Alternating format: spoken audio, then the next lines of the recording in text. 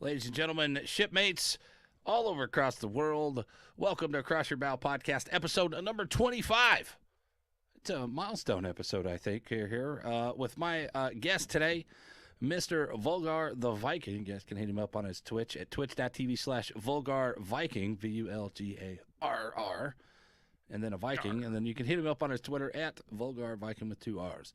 And I'm, of course, Sir Venom IK. It's good to see you guys. Welcome back to another episode. This will be the last episode for a little bit, as we'll be taking a break for just a few weeks while I'm going to assess and attend to my father who's going under the knife. So we will be taking care of that in the next coming weeks. So either way, Vulgar, how's it going, buddy? What you been working on this week?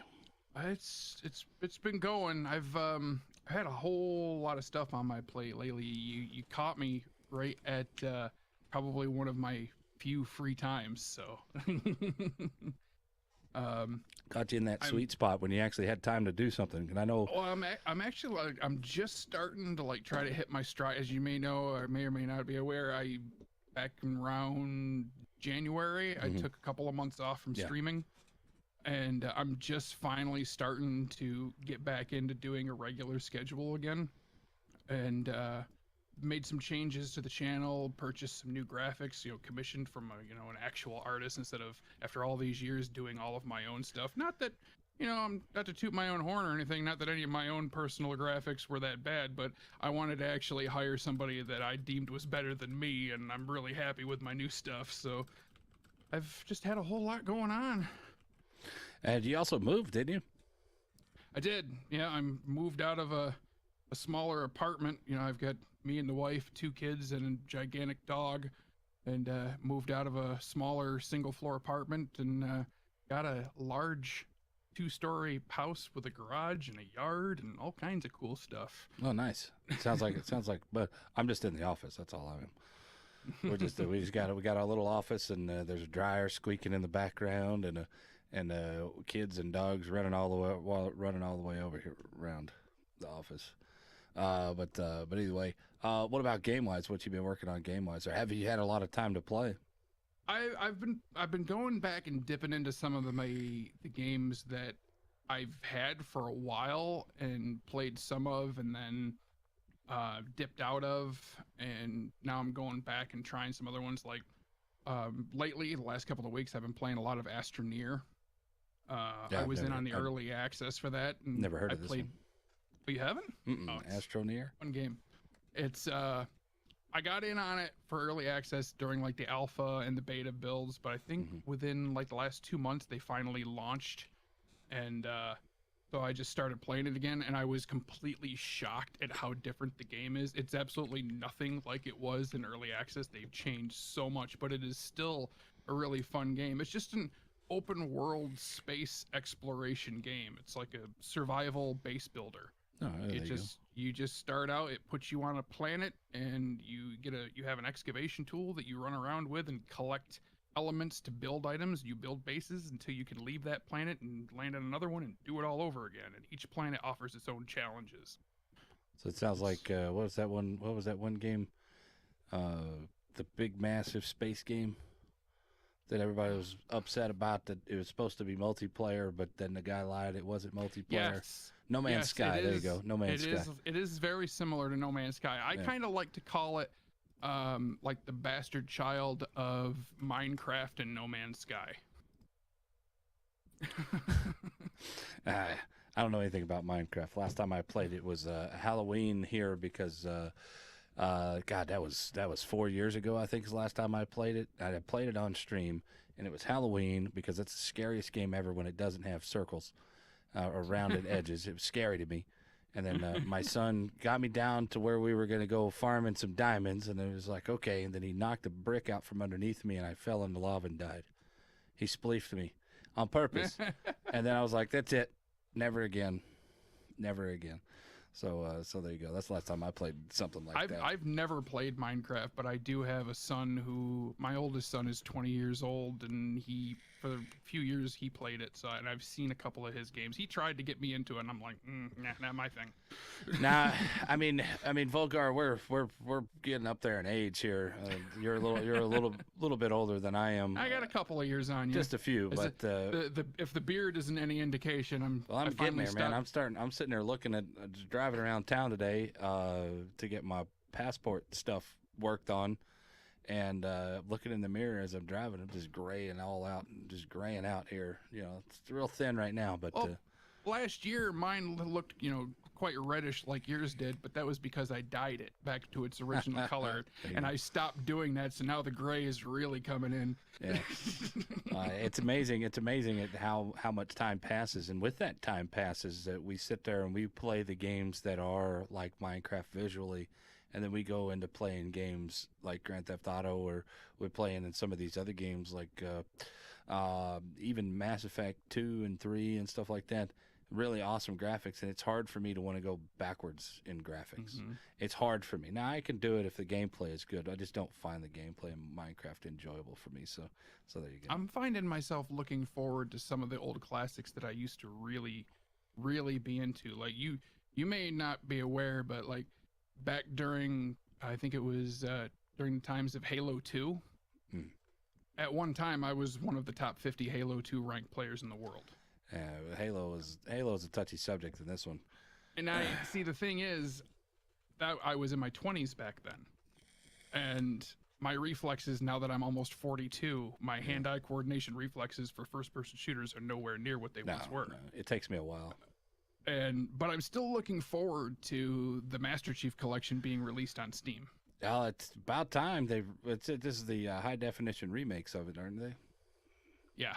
HD remakes of 2 well, and 3 they released the Master Chief Collection a couple of years ago on Xbox Live, and it's a complete HD remastering of the entire series. But they're finally releasing it on Steam, so you don't actually have to have an Xbox to play it. Right, about time. All right, so here we go. Let's jump on into the first little section here of the podcast, which is the news. And the biggest news, we'll start out with the news shimmy. You guys remember this? Tier 9 Russian destroyer.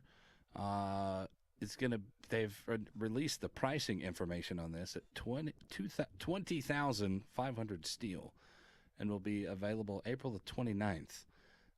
That's about 6,000 more steel than the USS Black, and so there's several people out there have been sitting there saying that this is pretty much going to guarantee a snowflake event every year, where you get free steel.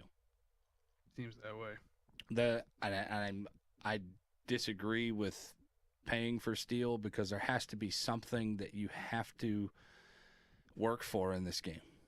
And which was the entire concept that Wargaming laid out when they came up with the idea of coal and steel in the first place. They wanted to have a currency that was completely earnable by playing competitive or end game content, where you were rewarding the good players that put the time in, and you weren't just wallet worrying your way to something. Right. Look, I don't mind people buying stuff, but if you're going to give me something that I earned, those people that did not bust their ass and earn that, or maybe whatever excuse they have for not being able to earn a particular thing, they shouldn't have access to it. Right. That's my opinion. And I know that was the entire controversy last year when they released the whole Snowflake event, because it upset people that put in the work in ranked battles to earn the Stalingrad.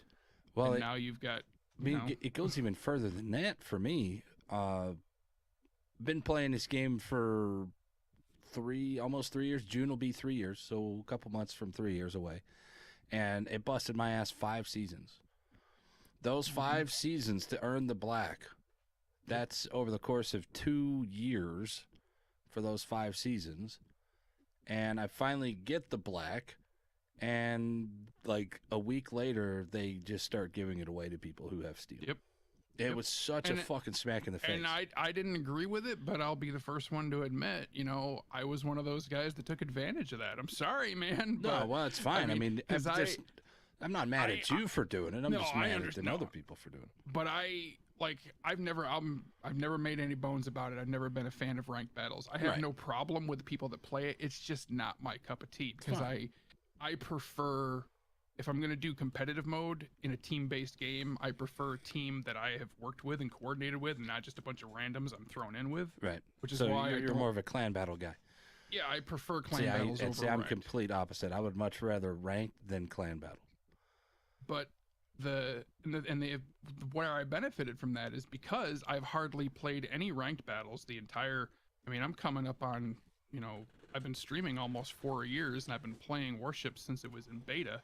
Right. And barely ever played any ranked battles. And in fact, I've never gotten lower than rank 6 in any of the season.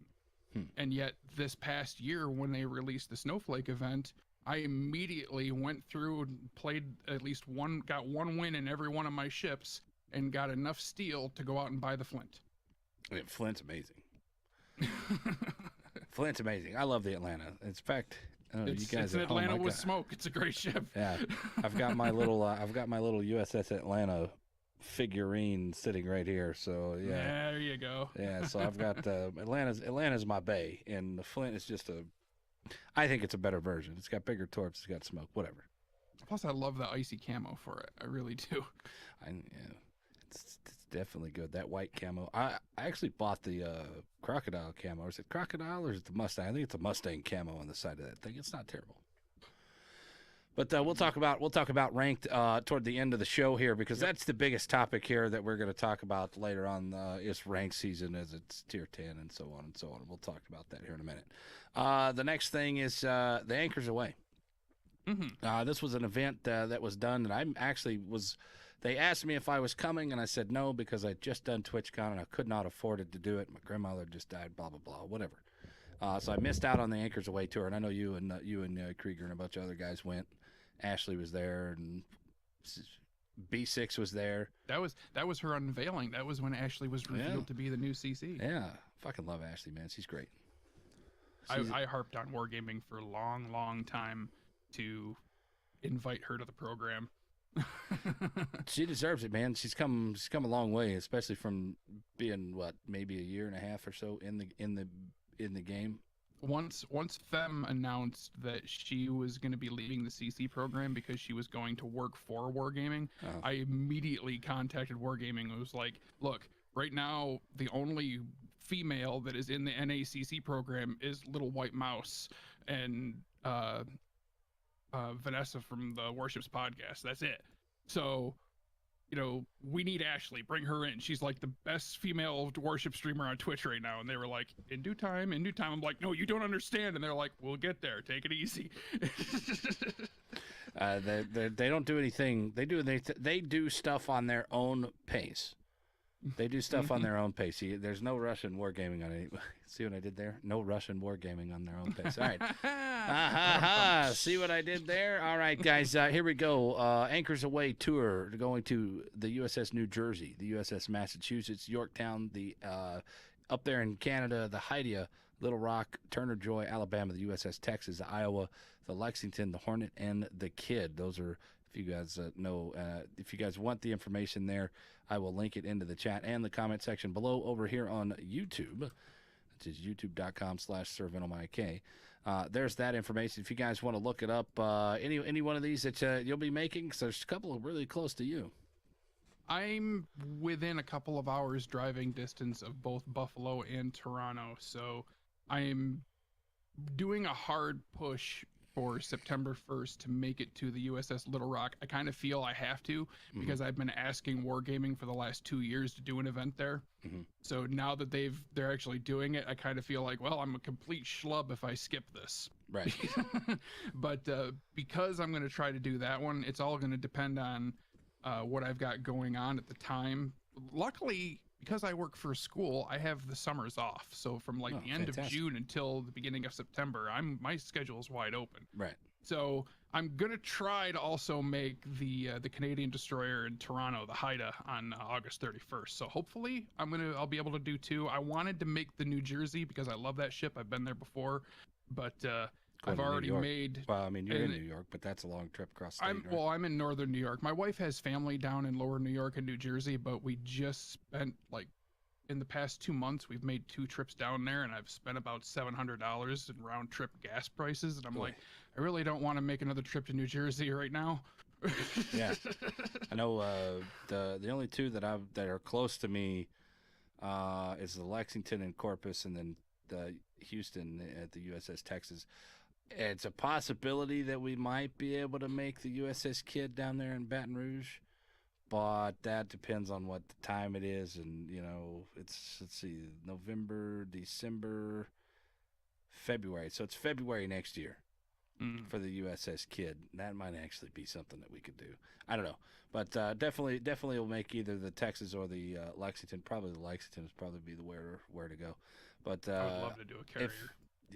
If you guys have an option to get to any of these boats for an event, Wargaming does events very well, and yes, I highly recommend anybody that's doing that wants to go to an event from Wargaming that they put on, go to one of these damn things. Go to one of these boats, man. Sign up, fill it out early, and so they can. I mean, I've seen people coming back with messenger bags at Wargaming on it with their name on it. Jackets, T-shirts. I mean, just whatever. They always have something to do. Like you mentioned earlier, you weren't able to make it out to Anaheim back in November, but I was fortunate enough that Wargaming invited me out there, and I've been to San Diego Comic-Con. I've been to a lot of different live events for a lot of different things, and the Anchors Away Anaheim event from November, where we did, day 1 was aboard the USS Iowa, a full tour with a mixture of like fans and Wargaming staff and CCs all together, and then we had the community tournament with the celebrity tournament that also took place at the Anaheim Esports Arena. That was so much fun. It was such a blast. I was exhausted by the time that weekend was over, but man, it was fun. I know when we went to the USS Texas recently, they had scavenger hunt going on board. And I was watching when you were live streaming it. Yeah, well, I only live streamed it for just a little bit. Then they had me doing some other stuff, like meeting people and asking questions and stuff. But either way, they hid Alaskas around the boat. Yeah, I saw that. That was genius. They were hiding Alaskas around the boat, and it wasn't until right before we were all leaving before they actually found the last one. So I didn't even realize they were doing that until I think I was getting ready to stream, and I looked on Twitter and I saw they were like, oh, they showed a picture and they were like, somebody found the last code. It was in the engine room. Yeah. And I was like, that's a great idea. Yeah, Have absolutely. a scavenger hunt for codes. Yeah. It was a scavenger hunt for that, and then a scavenger hunt, come talk to a CC and get their signature or whatever, and then the staff member and. Ask somebody this question, ask somebody, walk around the boat and read the panels or whatever, and then answer the question on the paper. It was a good idea. It was a good idea. We did something. I mean, we weren't quite. I don't think there was as much forethought put into it with Anaheim because it was the first one, but they did give all of us CCs. We each got like some laminated cards with ship codes on them. I think I had codes for in Indianapolis and Alabama and something else I can't remember now, but they would just randomly, if somebody came up to you and recognized you or whatever, or you thought they were cool, or like, hey, you know what, here, have a code. And so there was I don't even think there was like, what was there, like 7 or 8 of us CCs that were there at that event, and we each had 3 codes, so there was a lot of ships being given out. Yeah, there's always a lot of stuff to do. Like I said, guys, if y'all ever have a chance to get to an event done by Wargaming, get there. I know I've been to TwitchCon a couple last year when they actually showed up, and I got a code from Fem, and she gave me a Marblehead code. Well, so what I was doing was I printed out like 100 business cards, and on the back of each one, I put a label with a community contributor container code on the back. Oh, that's a good idea. So when anybody came up to me and talked to me or whatever, I gave them a card and they got a CC container code. That's a pretty good idea. I might have to do that if I have any. If I have any freaking codes by then. It's been a while since I've given away codes, but well, we'll be doing that. We got another 24-hour stream coming up on the Friday here. Doing one a year or one a month for the rest of the year. You're a madman. You've done more 24-hour streams than anybody I know. We just finished when we celebrated our 5-year anniversary last month of streaming. 1 year being a partner in like 900,000 page views or some shit like that. That was number 50. I'm coming up. August will be 4 years on Twitch for me. There you go, man. Congratulations, bro. Mm-hmm. Only one way to go. Up. But anyway, so we'll be at 24-hour stream number 51 coming up this Friday. It's stupid. Awesome. It's just way too much, man.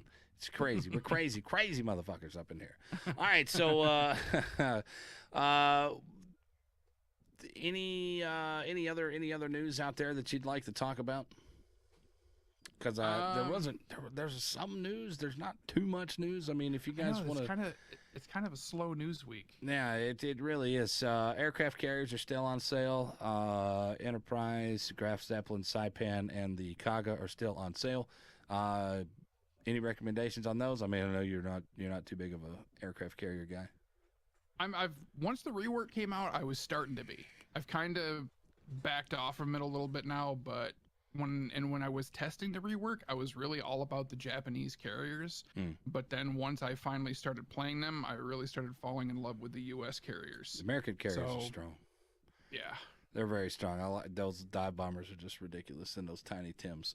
Those tiny Tims all over my face. For this week, the Boise and the Wavy DeGiulio are still on renting. If you guys have never played these things or don't have the Boise or the Wavy DeGiulio, go rent them. Rent these things. It's $5 out of your time. You're going to absolutely love this thing. That was one of the other codes that I had to give away at Anaheim was the Nueve. Yeah, it's a great boat. I highly recommend these boats. The Helena, that Tier 7 is such a strong boat, and this is just a different version. It's got a super heel, and both the Nueve and the Boise are exactly I'm not the same, even, so. You know me, I'm a battleship player. Yeah. I sometimes will play cruisers and almost very, very rarely play destroyers. But I really do. When it comes to playing cruisers, usually I'll play an American cruiser, and I really did like the Boise and the Helena. Oh, it's fantastic. Very quickly, last year they put out a whole bunch of premium ships, and they've been continuously putting out premium ships lately. And as for last year coming out, you have boats like the Massachusetts. And a bunch of other boats came out, but the best things that they did last year were the Cossack and the Boise and the Wavy. Those were the best two things that they did. For as good as all the other boats are, or lack of goodness that those other boats are, those 2/3 boats are the best thing they did last year, I believe. My opinion. And you know what they say about opinions. The opinions of Sir Venom do not necessarily represent the opinions of anyone else. Goddamn right they don't. They're mine. You can't have them. You can't have them. Is there anything that you're looking forward to? I know that the Russian battleships are very close to be coming out, and I know you're looking forward to these. With me, I'm always looking forward to new battleships to play. I have played through every single battleship currently in the game, both premium and tech tree, and I've unlocked every single tier 10 that we have. So if you're telling me there's new battleships coming, I'm like, bring it, give it to me now. Well, I'm ready for a new battleship line, but I think it's more of I have everything at tier 10 anyway, so I'm ready for more content, and I hope, and they're going to do it. And this is something that I've never really agreed with, giving away half of the line. Yeah, I've never liked that. I think they started that with, what was it? It was the French battleships, wasn't it? British. Was the British? Yeah, because I've never played a 3 or a 4 or a 5. I kind of hung back a little bit with the British. Maybe it was the French. I don't remember. Either way, it doesn't matter. The point remains is that for somebody who is a content creator like myself, or you're a maker, content maker like yourself or like me, I want that content. I want that time in. When I get a boat at tier 6 or get a boat at tier 7, what's the point of me going back and playing these other boats? Exactly. I'm not going to go back and play tier 3. I understand Wargaming's reasons for doing it. It was to give part of the player population a head start, so that way, because if you remember, do you remember what it was like back when they launched the German line? Yeah, that was the German battleship line was the first line that released when I first started playing. Yeah, and when they released that thing, like for the first 2 or 3 days, God, yeah, you'd go into Matchmaker, there'd be 200-300 battleships in the queue, and it took forever to get into a match because no one was playing anything else. So they came up with this idea to earn a ship from a container reward or whatever, or a mission or something. By a mission reward, just to alleviate some of that and spread the queues out, because that way, instead of having everyone in tier 3 on day 1, you'll have it spread from like tier 3 to 5. Right. I just hope that, unfortunately, they're going to give them away, and I'm going to end up getting one of these ships at the higher tiers, and I don't want these ships at the higher tiers. And if I do happen to get one, well, I'm not going to play the other ones. So, I mean, like, I started with the French line at tier 6, and I've not played at 5, 4, or 3. And at least one thing's good.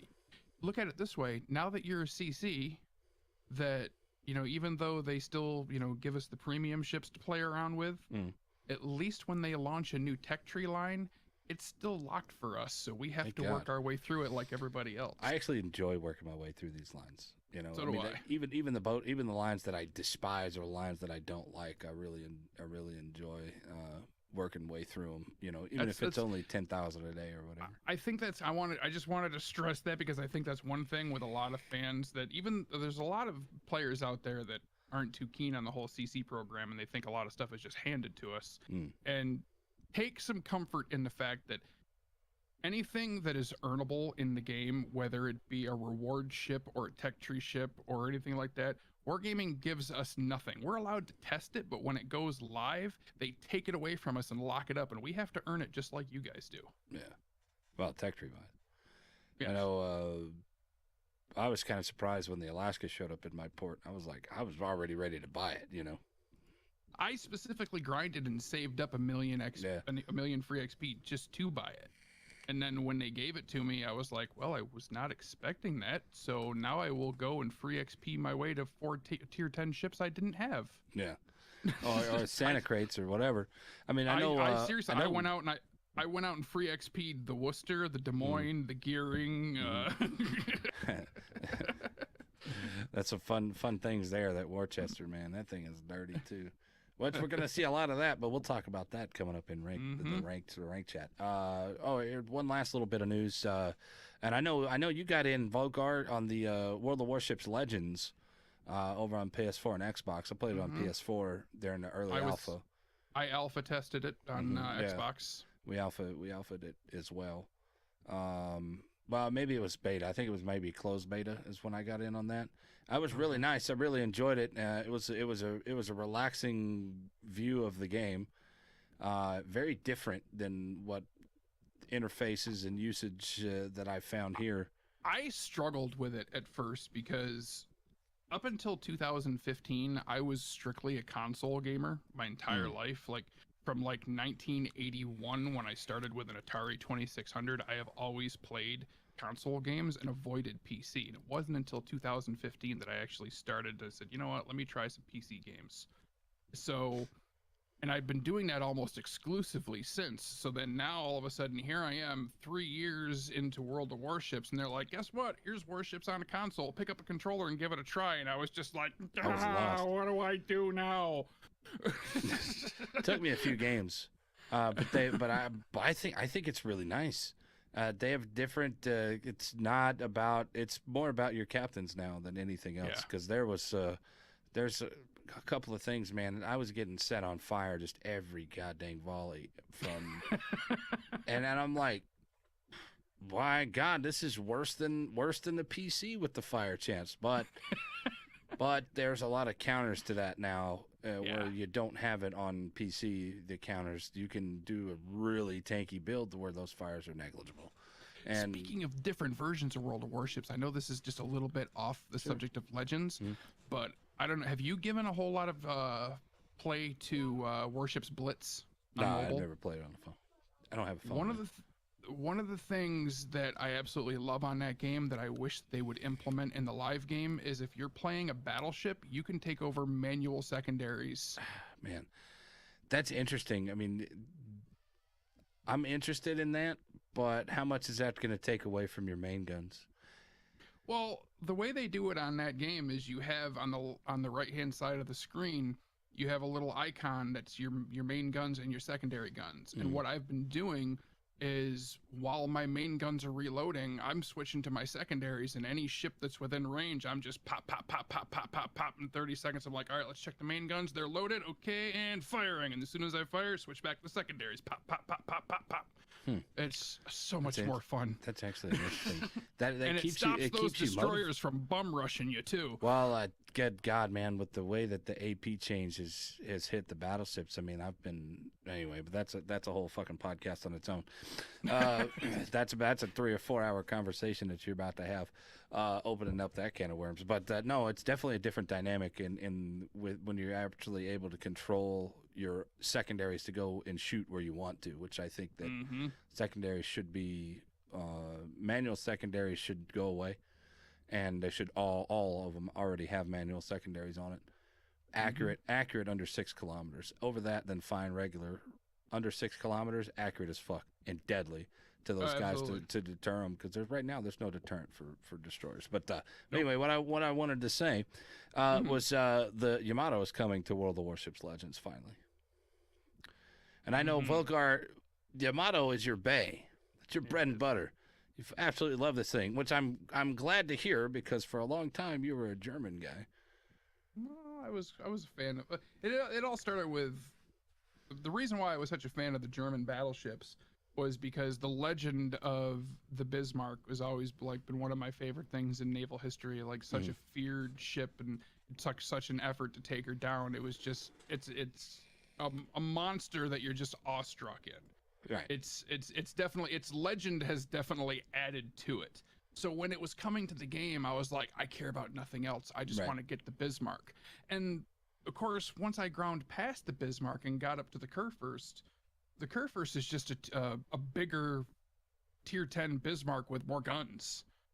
So yeah, I was playing that thing all the time until I finally decided to finish grinding the Japanese battleship line and get my Yamato. Which begs the question, what do you think of the Izmo? I know you're one of the very few the advocates for the Izumo, and I've never been a fan of it. And I know why. You and I have we've had this conversation. Let's set the table for the viewers right now. You and I have discussed this on a couple of occasions. Let's reset this here for him. All right, go ahead. You tell him. Venom has always gotten on my case about the German battleships, but then for almost the same reasons he dislikes the German battleships is the reason why he likes the Izumo, which I was never a fan of. To me, I'm glad you were able to make it work. Oh yeah. But for me, it always seemed incredibly unreliable because it couldn't hit anything at range and it overpenned everything close. So I hated it. As soon as I got off of it and got the Yamato, I sold it. Yeah. Well, that's it. See, now that's the same feeling I have about the Nagato and the Amagi. I can't get anything to work on those boats. At range, they're terrible. Up close, they just don't do enough. See, the trick with those. Go ahead. And so it was very frustrating. But when I got to the Izumo, being able to continuously move and surprise people with that third gun as we're rolling past them, bam, and then 3 shells right into their citadel. It was very enjoyable, and it took me about 10 or 15 games before I realized that I was dropping shells way short, because I got frustrated just like you do with it, and I had to start shooting up half. I had to start my guns halfway up because those shells come out so goddamn fast. If I remember right, it's one of the fastest shell velocities in the game. It's not 1,000. I think it's 900 or something like that. But I think the only thing with a higher round velocity is the Dunkirk. It might be. I know there's some smaller ships that have 1,000 meter per second. velocity, but anyway, it doesn't matter. But I had to because of that, I was dropping a lot of rounds and volleys short, and so I had to start aiming halfway up. And once I did, man, I just started knocking the hell out of people. Now, like you mentioned, you didn't like the Amagi or the Nagato. Right, yeah, boy. And they were fine. They're just two-gun inconsistent. Turrets. Yeah. See, and that was the biggest complaint for the longest time that I would get. I would have people that would come into my channel and they'd be like, "Hey, I'm on the Amagi or I'm on the Nagato and I'm not having very much luck with it. Do you have any recommendations? Do you have any tips that can tell me what to do with this thing?" And the thing that I used to always tell people is do not trust the guns on that. Most people go out and play battleships, they lock on a target and they double click and fire a full salvo. I never did that in the Amagi or the Nagato because the guns have such a wonky dispersion where sometimes it can be laser accurate and other times it just goes every which way. That what I would always do is whether I'm correct in this assessment or not, I've never actually gotten a confirmation from Wargaming, but I always treated every trigger pull in the game like a roll of the dice. You know, we always talk about RNG, the random number generator and all that. RNG so sucks. I always treated every single time you click that mouse button to fire the gun, you're rolling the dice. Yeah. So the way I looked at it, what's better to increase your accuracy? 1 dice roll or 3 or 4? So what I used to do was I would line up my target, and instead of, you know, full on salvo firing, I would fire each gun individually, and every time I would fire, I would either move the reticle around with the target or I would like wiggle it here and there, so that way I was constantly changing the tracking position of the round, and I would end up pulling off a whole lot more damage that way by firing each gun individually and changing the target as I fired than just pointing and shooting. And I think that goes a long way to say, we talk about here on the channel a lot, ripple firing versus salvo firing, and I've never been a big fan of ripple fires because of, well, you know, I mean, there's more, you have more opportunity to get good shots, but there's also more opportunity to have bad shots. So it's definitely a catch-22. But there is one thing about ripple firing that you can do that you cannot do with salvo firing, is that's walking your shots in. If that guy's on a turn, you have a better opportunity hitting him with the ripple fire because you're able to adjust in between the actual shots. So I totally agree with that. You have a better opportunity to catch more citadels when he's in a turn, because if you ripple fire and you're moving the target along with the ship, then you can actually place each round in the same spot. Whereas if you fire a full salvo, the shots are going to hit in a line, whereas the front 2 or the back 2 may catch a citadel, but then the other side is going to miss anything. It's going to miss everything. But if you fire them individually and move the target, they're each going to hit the same spot as the ship moves. Yeah, that's something to be said there about going out there and practicing for everybody. That's your guys' homework. That's your guys' homework. Go out there and practice on something, but you got to have a lot of guns. I mean, like something like a Colorado, it's not really going to matter. Something with 3 guns like this Georgia. What do you think of the Georgia? I think it would make a great tier 8 ship, but it's not a tier 9. It's not a tier 9 at all. I agree. All right. All right, so let's move on into getting to know a Viking. That's right, guys. We have 9 questions of beautiful averageness. And speaking of questions, if you guys have any questions, comments, or concerns about anything that we've talked about so far, or anything that we're going to talk about, go ahead and leave them in the chat. I will copy pasta them and throw them onto a page, and I will answer those. Vulgar will answer those, or we will get to those toward the end of the show. If you guys have any questions, go ahead and do that. And if you guys have any questions over on the YouTube, leave them in the comment section below, and I will get to those as soon as I possibly can. But either way, let's go into question number 1. Are you ready to be average there, Vulgar? I shall try my best, or my average, I guess. Try your averagest. How did you find World of Warships, my friend? Question number 1. I discovered it.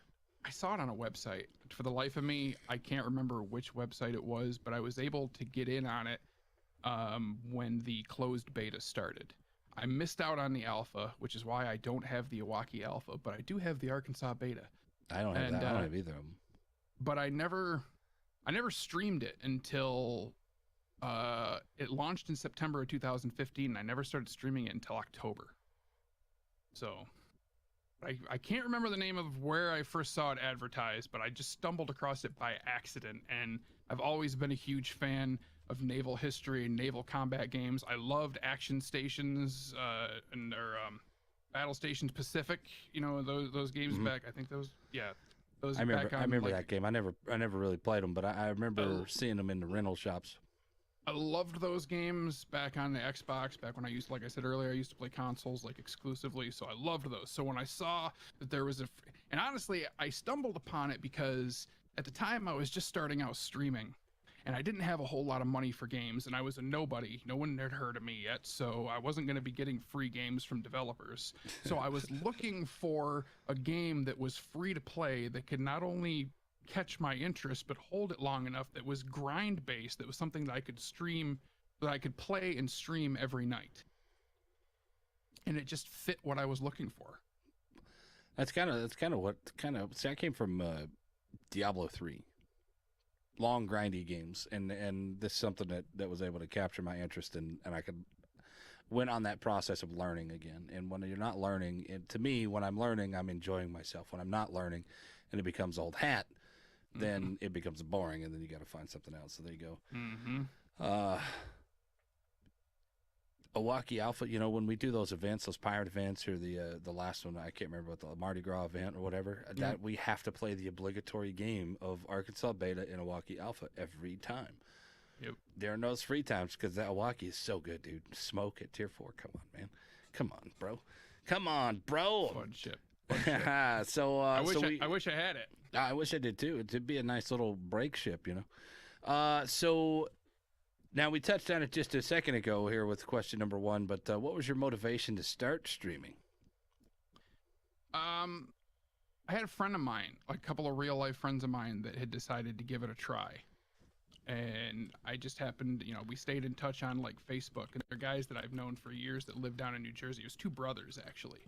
And they started out a channel on Twitch. They're not on Twitch anymore. They moved to a different platform, but they called themselves the 8-Bit Legends, and they used to almost exclusively stream like classic games, mostly like Nintendo, like the original NES games.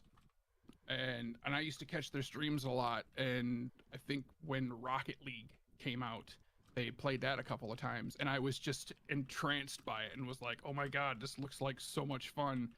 And they were really innovative with a lot of stuff they were doing, because they used at the time, you know, everybody has like a spinning wheel and stuff on their channels now, but because of things like Streamlabs. But back then you had to use like some kind of like sketchy third-party software to put a spinning wheel on your stream. Yeah, and man. You had to do like a monitor capture to be able to do it.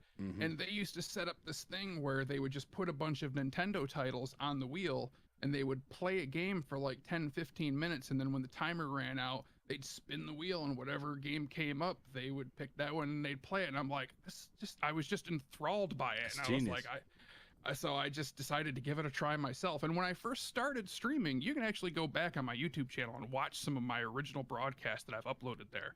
And I was trying to do something similar, where I was mainly just wanting to play retro games.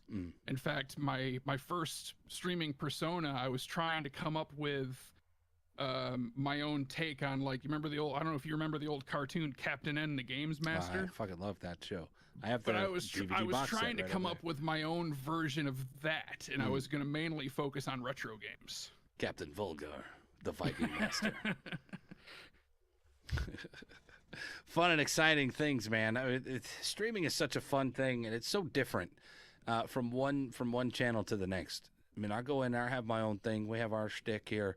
You guys have your shtick over there at Vulgar. You go to any other place, you know, me, Josh, B6, whatever. Everybody's got their own shtick, and B6's shtick is, hey, man, I'm B6. How's it going? I love you, B. That'll be the greatest. Discount double check. That's right. Guy looks like Aaron Rodgers. I love that guy though. So being all right, so you're not a new streamer anymore. So maybe this question I worded this question wrong for you, but what do you expect, or what do you hope to get out of streaming? I mean, what are your goals here to be being a streamer here in this world? Nowadays, like, I've pretty much accomplished everything that I actually got into streaming in the first place. I wanted to be able to help people and to offer information. I mean, I never considered myself to be like this great gamer, and I tell people now I'm really not that good. There's some things that I can pull off well, but a lot of times it's more luck than anything else, and I try to be entertaining while I'm doing it. But as long as I can offer assistance to somebody who's struggling with something that I already know how to do, then I've accomplished what I set out to do.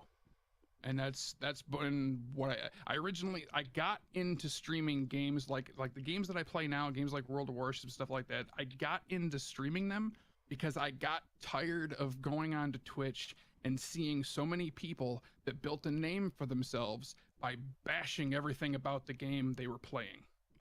And I told myself, I'm never going to do that. I'm not going to be that guy that builds his reputation by bitching about every little thing. And I've done everything I can to push back about that and try to get people to be a little bit more positive and enjoy what they're doing. Yeah,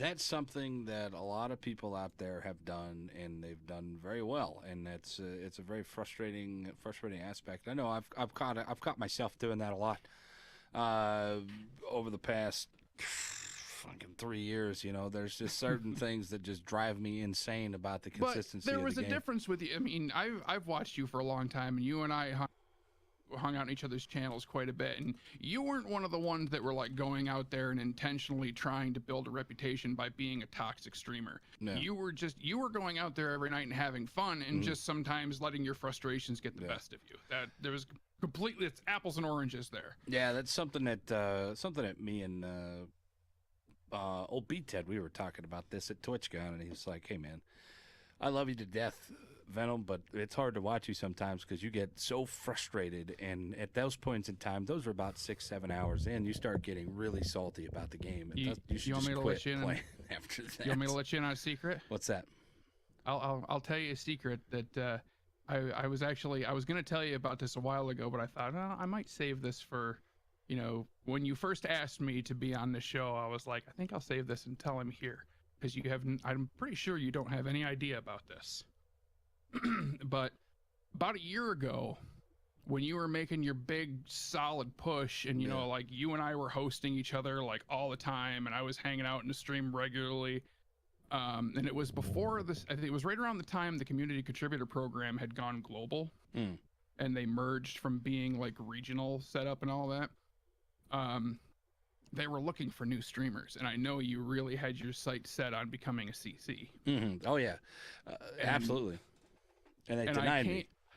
Well, what happened was I came into your channel one night, and I had somebody from Wargaming with me because I was trying to help them scout you, and I was trying to be like, look, you know, you really got to take a look at this guy. He's got a great audience, and he's entertaining as hell.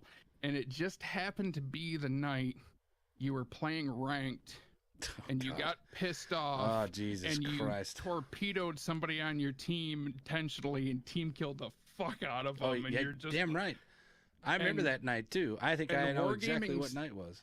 Wargaming saw it, and they were like, that's a nope from me. And I'm like, shit. Yeah. I remember I remember that night. And the reason I did that is because I had that guy on my team 4 fucking games in a row. 4 games in a row. And I even stopped and walked away from the computer for 5 minutes, came back, and he was on my team again. And he lost us the game 4 games in a row because he's such a fucking moron. And I know exactly who the guy is. He's always been terrible, and he will always be terrible. So I did it, you know, hands down. I did it on purpose, and I would do it. Now, would I do it again? Probably not. But my God, that guy, and you know who I'm talking about. You were there. But that guy, Frustrated, man. You talk about frustration, bro. It was like the perfect storm of bad timing because this individual and I will keep them anonymous, but we had just come into your channel and we didn't make ourselves known. Like, you had no idea that even I was there, and we were only in there for like maybe 3 minutes, and it was right at the end of that match, and that's when you were like, fuck this fucking guy. Like, boom, boom, boom. And I'm like, and I'm just sitting here at my computer going, no, you have no idea what it took for me to get him here. What are you doing, Bruno? No, it wasn't G-Spot, man. It doesn't matter. Initials are AS, and if you guys don't know from AS, then you guys will never know, because I'm not going to call anybody out. Lasai. Yeah, those things right there, man. They're definitely frustrating, and that's something that that I've tried to curb a lot. But lately, with just there seems to be more and more inconsistencies in the game. I'm getting frustrated even faster, and now CVs are out there, and I'll be honest. I mean, I still love World of Warships, but I have reduced the amount of times a week I play it because there's some things that have been bugging me, and rather than let it beat me, I'm just taking a step back and taking it in stride. Yeah. Well, I mean, the last couple of weeks, everybody here knows that I haven't been playing a whole lot of ships, and it's basically been technical issues that's kept me out for about a week, and then I'm just tired because of once your schedule gets off, my schedule is 7 p.m. U.S. Central Time every night, and then once that got screwed up, now I'm not going to sleep. I'm not streaming when I am, so I'm not as tired as I usually would be at 2 o'clock in the morning when I usually get off, and then I go to bed. So I'm staying up till 6 or 7 o'clock in the morning. Blah blah blah. But I've started really dipping into that Grand Theft Auto roleplay, but that's another story, which is fantastic, by the way. If you guys haven't done it, try to get in there and get your stuff out. So what do you think? You've come and you have these ideas that you want to bring to a unique perspective on ships, which is very respectable. And I know I've tried to bring a pretty unique take on the ships as well. And what do you think? What do you think's been your biggest setback that you've had to, as a streamer here on World of Warships, that you've had to endure? Honestly, the one thing, like, I've tried, like, you're partnered. I'm not. Part of that's my fault because I know one of the things that is almost like required for somebody to become partnered is to put in a ton of consistent time in streaming. Like you are a madman with the hours you put in. You stream almost every single day, and you'll stream for 6, 8, 10, 12, 24 hours at a time, and I just don't have that ability in me, because once I've been sitting here in this chair for like 3-4 hours, I'm done, and I need to walk away for a good 8-9 hours or so. And that's been my biggest holdback from ever. I mean, and I've told myself 1,000 times, being partnered is not the goal. No. The goal is to just have fun and build a good community. And that's what I've always tried to do. But there's always that little voice in the back of your head that tells yourself, yeah, you're not legitimate unless you make partner. And it's been a nagging thing on me, but I always have to tell, shut the hell up. Partner's not, that's a nice perk, but that's not what we're trying to do. Well, I mean, there's something to be said about being a partner, but there's also a difference, right? Like, Nick, I came up for a long time ago. I mean, we're I think I got a year on you here in streaming, and it was the ultimate goal for me was to make partner. That was the ultimate goal, but there was a lot of little nuanced goals that I set for myself. Build a community. That was the most important thing to me. It was to build a community here that we can all come in here, hang out, relax, shoot the shit with each other, make fun of each other, and nobody get upset and butthurt and whatever, And that's kind of what it is. And then it kind of shifted, and it shifted into learning, because I was learning from the chat, and now I want to be able to shift that and to help learn somebody else, and then it was build up consistent times, and build up the time that I can stream, 200 hours a month or whatever plus that I was able to do, or I'm still able to do. But anyway, you get the picture. There was a weird switch with that, especially with World of Warships when I first started streaming that, because there were things in that game when I first started streaming that I still hadn't figured out. I mean, there was people in my chat that were like, "Why are you doing this and not this? Like why don't you have the smoke circles turned on? Or how come you're not, how come you're not salvo firing instead of ripple firing?" Because I was just holding down the mouse button and just firing each gun. And my chat were the ones that taught me those things. And then all of a sudden, one day, it switched from chat teaching me to me teaching chat. Yeah. That's exactly the way it goes for me.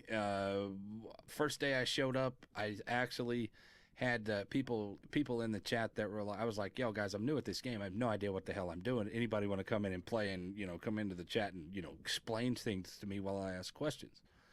And they're like, "Yeah, sure, no problem." I my man Poulter and my man Ozzy Mow you down. Those were the first two guys that came in there and played with me. And they taught me a lot about the game, and these guys were damn good players. And I'm sorry, I just read the chat. We're still having to teach Venom. I couldn't help it. They still teach me. They still teach me. I learn things all the time, man. And that's one thing. There's a lot of nuances that these guys know that I don't know, because now having everything, we jump back and forth. We're not grinding one particular thing over and over again, and so my skill level has kind of dropped, except for the ones that I play a lot. I play Atlanta a couple of, every day. I play, or every time that I'm actually on stream, I'll play, Atlanta once a day, at Flint maybe, this and that. Those ones I keep my skills up. But for Donskoy, fuck, man, I haven't played the goddamn Donskoy since I went through the line. I think it's terrible. But I have my regulars, almost every single time I stream Warships, I have to play the Yamato. Usually a few matches of that. I have to play. I'll usually, if I get mad at a match or like we're going on a losing streak or something, I'll have to do what I call a palate cleanser and go play my Nikolai and just completely murder face somebody. I know it's seal clubbing, but you know what? If it gets me a win and improves my mood, I don't really care. Seal club in tier 10, bro. It doesn't even matter anymore. But the thing is, most of the time when I'm playing Warships, and I don't even know how I got into doing it, but the majority of the time I end up just taking requests. I'll have people in chat or either people in the division that I'll be like, "What do you guys want to play?" And they're like, "Can you play this?" Okay. I mean, I've got like 160 some ships or whatever, so I'm like, name it, I probably got it. What do you want to see? Yeah, exactly. Yeah, we do total request live most of the time anyway. I'll have something that I want to get done. Right now what I'm getting done is my 10,000 a day on the CVs, and then after that it's whatever. What do you guys want to play? Or are you guys grinding anything? I would much rather help you guys get through.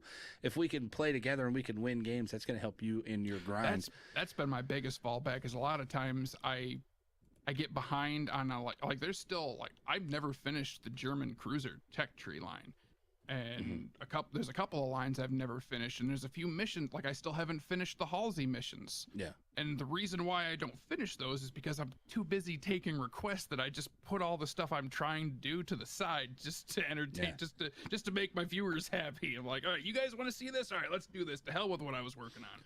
Yeah.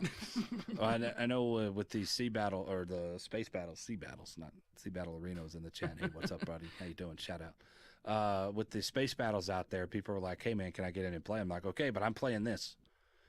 We're doing this," and I thought it was fantastic. The space battles. I have had to do that a couple of times where people have been like, "Can I play with you?" And I'm like, "I don't care if you play, but I'm telling you right now, I'm playing, this tier and this line. So if you got that tier, then you can play. But other than that, don't ask me to play something else." Yeah, exactly.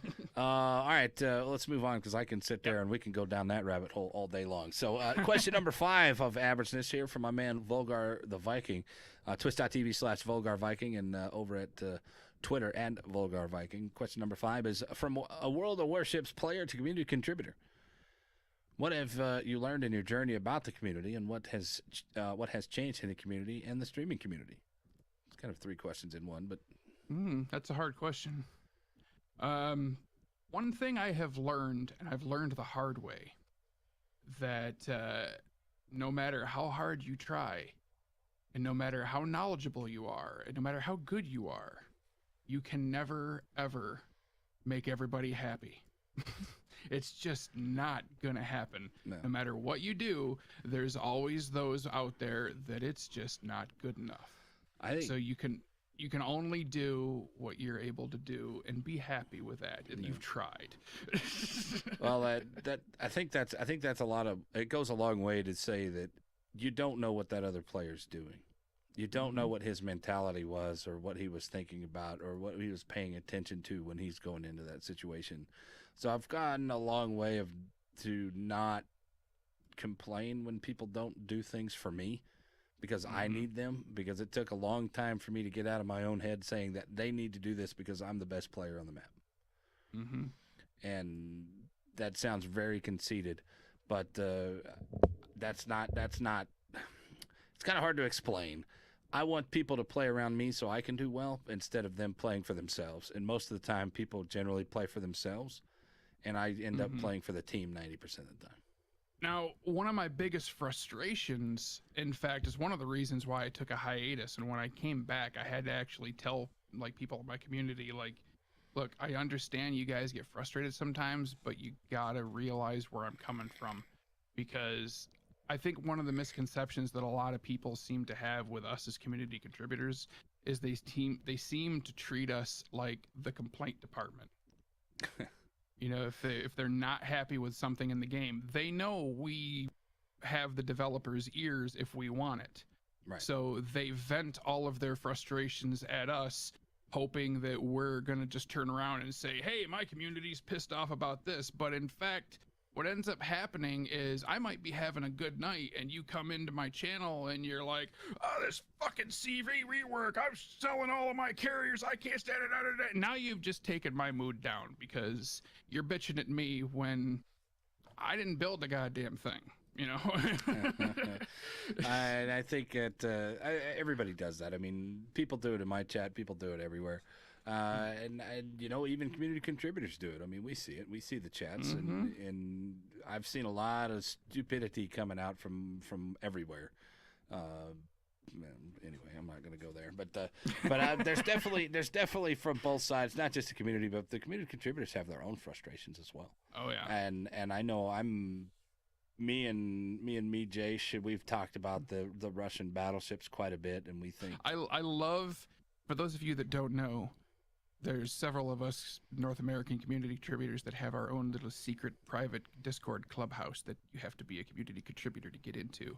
And watching Majash and Business 6 and Venom go round for round with each other on almost a daily basis is pretty damn hilarious. We're definitely a bunch of cards, man. There's times when I won't say anything in that channel for days, but I still read everything you guys post, and I just sit there and shake my head and laugh. We're very, you know what, it all comes from passion. We're passionate about the game. I love the game, even though I'm frustrated out right now. It's like a damn kid. You just want to ground the damn thing. Just do what I tell you to do, and when they don't do it, you definitely get frustrated about it. But it's definitely awesome, man. The community I've seen go from extremely toxic to extremely helpful over the last 5 years. Yeah. I'm sorry. The community in general has been a roller coaster ride. It's had its ups and downs. It really has. But there's times when the community just makes me want to just, turn my back and shut everybody off. And then there's times when I'm just like, this community is completely amazing, and I can't believe I'm a part of it. Yeah. There's one constant that I've noticed, and I don't know, maybe you'll notice this when I say it, but if you're willing to listen and you're willing to pay attention and actually apply what you're listening to, the community will go out of its fucking way to help you mentally about this fucking game. They will go out of your way, and I'm one of those guys. I'll go out of my way. If you want, shit. We went out of our way and we made, 25, 30 fucking videos of basics, on YouTube. That we don't have to do that. We don't get paid to do that. I mean, some of the guys, some of the bigger streamers, the Notzers and them, the BJs that actually can get paid from fucking YouTube. That's what they do. Yeah. exactly. And like you look at my YouTube channel, the majority of the content that it's on my YouTube channel are videos that I made before I became a CC. Once I became a CC, I didn't really have the time to do a lot of the YouTube stuff. Yeah, God, there's so much to do. The majority of the ones that are on there, and I wasn't making them because I was trying to get noticed or anything. I was making them because I had so many people coming to me asking me for help. I felt it was easier, instead of answering the same questions over and over and over, I was just like, you know what? Let me do a video. That way, if you got a question, I can just say, go look at this, and I explain it in detail. Yeah. And that's what all of that was. Yeah, it's hard as a streamer to have videos like that. You don't want to like slough them off. Don't want people to feel like, yes, I will answer your question, but go watch this video. And if you have any other questions after that, come back and ask us. Because and the worst questions that a streamer can get, and Vulgar, I know you've had this one, how to game. How do I play this game? I'm like, oh my God. What's like the best ship in the game? Yeah, I get that a lot. And it's so frustrating. And if you guys are going to come with questions, please have specific questions. Because so much a couple of months ago, I actually put out a video that was like the top 10 questions I get asked. It was like frequently asked questions video. I was like, here it is. This is the definitive end all Question be all. Number 1 was, when's the Alaska coming out?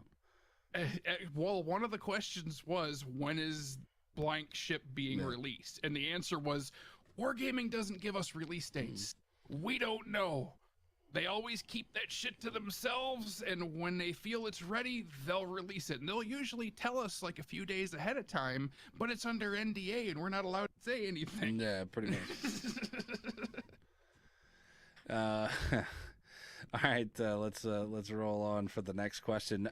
So what do you think makes you stand out as a streamer? Meaning, what makes you different than somebody like me, other than that majestic beard you got going on? I shaved it. Really, that doesn't even make you special anymore, because it's nowhere. It's not even half the size it was months ago. I shaved it all off. So what makes you different in the World of Warships community? Why should people come watch you at twitch.tv/vulgarrviking? Because I don't take myself too seriously.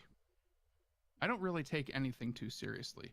There's been people that have called me like one of the least toxic streamers there is on Twitch, and it's because I trust me, I don't label myself any of this stuff. But you don't have to be humble here. This is a time for you to tout on yourself, man. Don't be humble. Well, if there's one thing I can say that I think I do differently than everybody else, and that's that I never look at the game and decide, what I think it should have.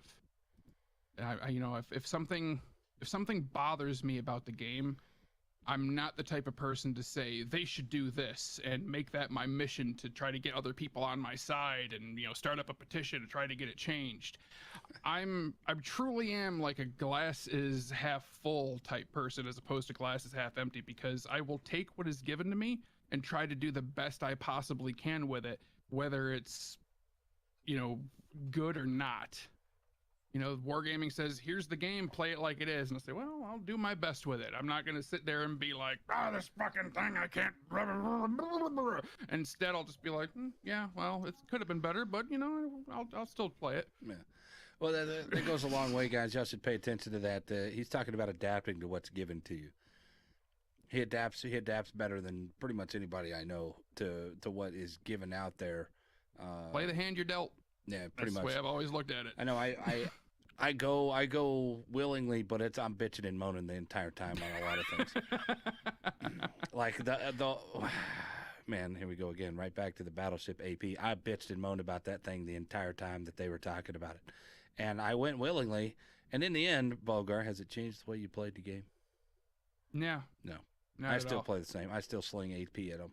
I still hit them for 4,000 or 5,000 damage. So because ultimately, the damage I'm going to, even though it's not as good as it was, the damage that I'm going to get from firing AP at a destroyer is still better than switching to HE and then being caught with my pants down when a cruiser appears broadside and on a torpedo run. Mm-hmm. And then all I've got is HE in the breach. Mm-hmm. And I'm like, shit! I'll just keep AP loaded and do what I can with it. There you go. So there you go. Adapt the way you play. And I know this goes back to a lot of this goes back even further than that.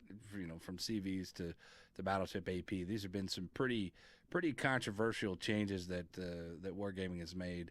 And another one that a lot of people forget about is that smoke change. That was pretty controversial. And then even yes, before it was. That was a big deal. Yeah. And it's funny how that was an all-encompassing world-ending thing when it happened, and now people have, for the most part, forgotten about it. Same thing with Battleship AP. It was world-ending. People preach the end of the world. Fucking CVs preach the end of the world, and had some community contributors preaching the end of the world as well.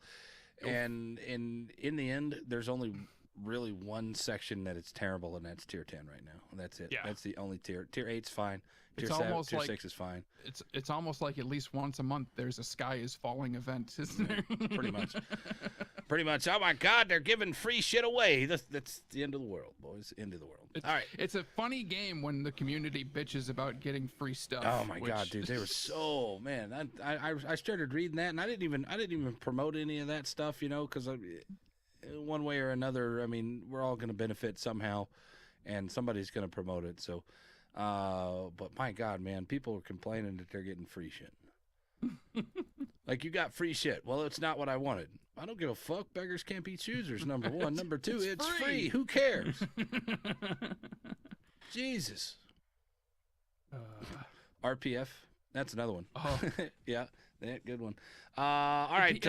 And people hated RPF, but it's almost become an invaluable tool in things like clan wars and ranked mode. Oh yeah, I use it in ranked, which we'll talk about here in a minute. Number 7, who influences you as a person to go to that next level? I.e., a person, a book, an artist, a movie, a song, a poem, a fancy pair of underwear. My wife. And she'd probably be all like, "Aw," to hear me say this, because when she and I started dating, one of the first things I told her was, "I'll be straight up with you. I'm an asshole. There's going to be days where you absolutely hate me, because I can be a nice guy one minute, and I can be a miserable son of a bitch the next minute." Mm-hmm. I said, "But if you can put up with me, then it could be a fun ride." But some of the adversities that she's had to deal with, because first, if you did not know, not only my son, but my wife is also autistic. Mm-hmm. She's high functioning autistic. Like, I guess years ago you would call it like Asperger's syndrome. Mm-hmm. She's socially awkward and things like that. But, and a lot of times when it comes to special needs and things like that, the females get overlooked, and they're not dealt with as they're not helped as readily as the males are. And I don't know where that comes from. I don't know if it was just misdiagnosing, or if it was just that there was a time when it was more prevalent in boys than it was in girls. Mm-hmm. But she's had to deal with a lot of shit, and she still does on a daily basis. She's been sick for like the last year, and she can't get a doctor to take her seriously and take a look at her. We've been to so many different places all over the entire state, and even in a couple of other states, and nobody's been able to diagnose what the hell is wrong with her. And she's sick quite a lot. And in fact, she still hasn't been able to. She was going back to college, and she had to, the last semester she was in college, she only needs like 2 more credits to finish her college education, and she hasn't been able to go back because she just physically isn't able to right now. And but she still fights. And she absolutely is an inspiration to me every day. Strong woman. A good woman. That's why you put the ring on it. Mm-hmm. There you go. All right. Wives are fantastic. My wife is a big supporter of mine, especially when I'm done with my 24-hour streams and I shut up for the next 12 hours. I remember the first or second 24-hour stream we did. It was just kind of a real hit, bang, bang, bang. We did 2, 3, 4, 5, 6, 7, 8, all within 2 weeks of each other. Just every 2 weeks we were doing one. And finally we got onto the second or third one, and I was like, she's like, "Thank God." I was like, "What do you mean?" She's like, "You've been talking for 24 hours." I was like, "It's terrible." And I was like, "What do you mean?" She's like, "You've been talking for 20. Shut the fuck up." I was like, "What?" She's like, "I know. I don't want to hear anything right now. You go over there, do whatever you're gonna do, but shut your goddamn mouth." And I was like, "Holy crap." So yeah, she was like, "I love you and everything, but goddamn, shut up." It was funny. It was funny. Wives are great. Wives are great, man. All right, moving on into question number 8. Do you have any tips for streaming to an aspiring streamer or ship streamer? It doesn't have to be a ship streamer in general, but just a streaming tip. The biggest tip, I mean, I get asked this question a lot. I meet a lot of people that decide, and there's been a lot of people in my community that came in as just regular viewers and eventually came into streaming themselves. And maybe some of them, that was part of the plan to begin with. They were just in my community because they were trying to get their name out there for when they eventually started, but maybe some of them were inspired. I don't know. Doesn't really matter. But the one question that I always get asked that I tell the same thing all the time is, if you're planning on starting this, the one thing I can say is whether you have 1,000 people in your channel or you have 1, be consistent and treat all of them the same. Like, it doesn't matter the size of your audience. Do your thing, play your game, and just keep talking.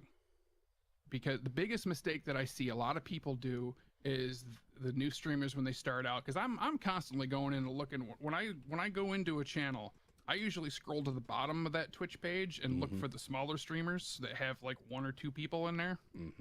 And a lot of the biggest mistake that I see is I'll go in there and the guy's just sitting there and he's just, "Hey man, how's it going?" Just playing 10 the game, minutes, not doing, nothing. not paying attention to nothing. Yeah. And I'll say something and be like, "Hey, what are you playing?" Or, you know, what's going on? And they're not even looking at chat. And it's like, man, even if you're not going to be that interactive, talk. Because if I wanted to just watch the game, I'd go play a game by myself. The whole reason I'm here is because I want to watch you playing the game. And if you're not vocalizing what you're doing, you're not entertaining.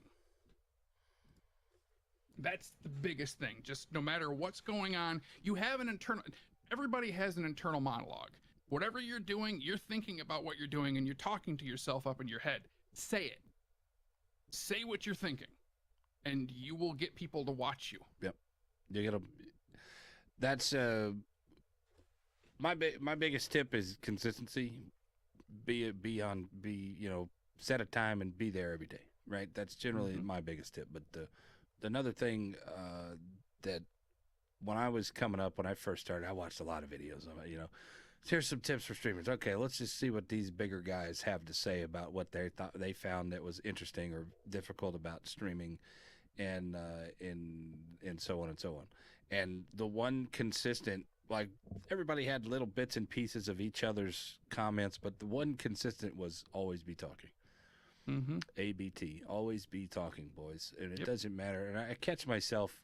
I've gotten a lot better at it over the last couple of years. There's some times where I'll just sit there and I just won't say anything. And some people have problems with it. There's times when I catch myself being quiet, which is why it helps to play. Like, when I started playing Warships, like, I know you've kind of gotten the same way where you pretty much almost always play in a division, don't you? Yeah, I hate playing by myself.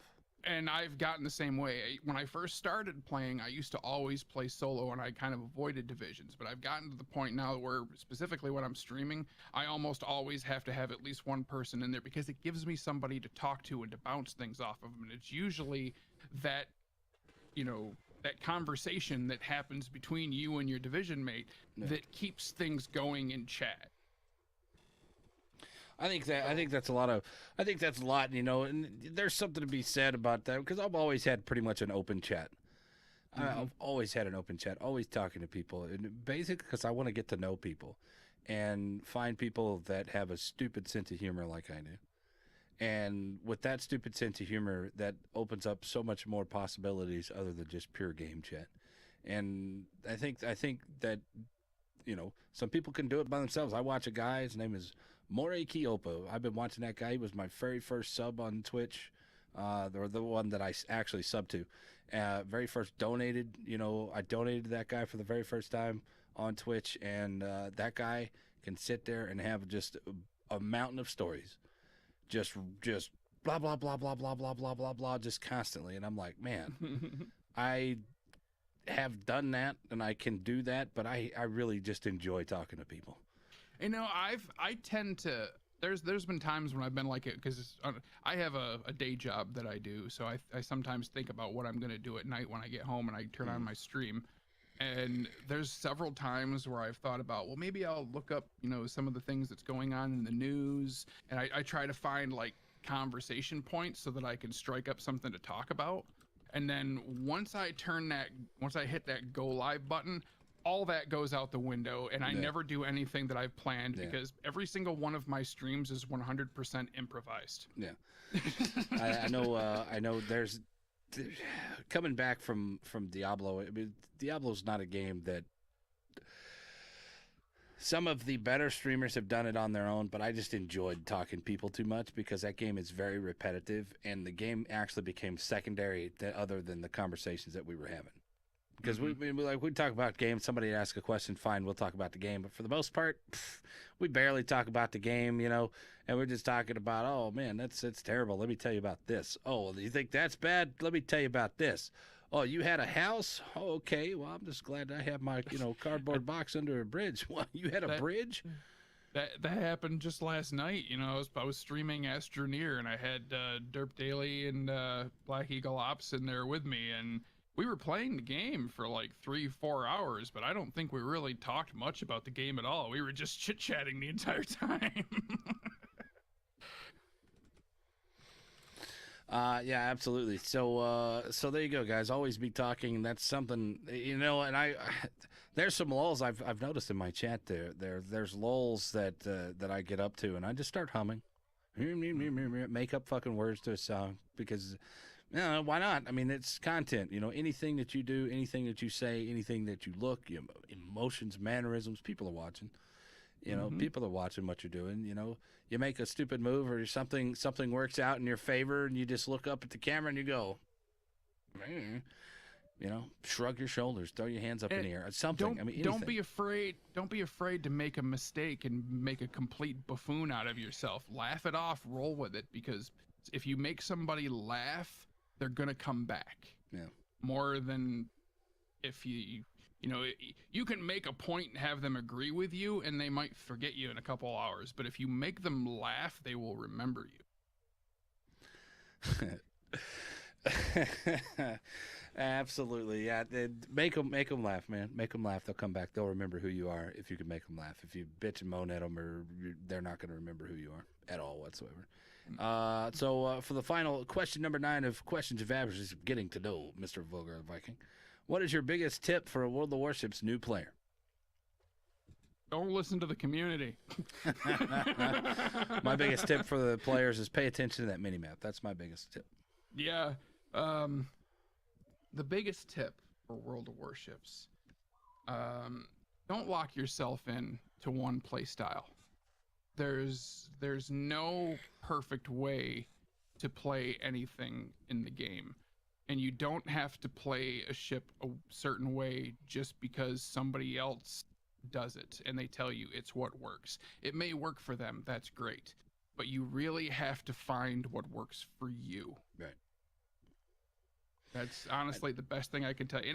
And it goes along with what we were saying earlier is what's the best ship in the game? Well, the best ship in the game is the one that you can make work the best for you. Yeah. I think I've said this a lot in my time, and it's not even.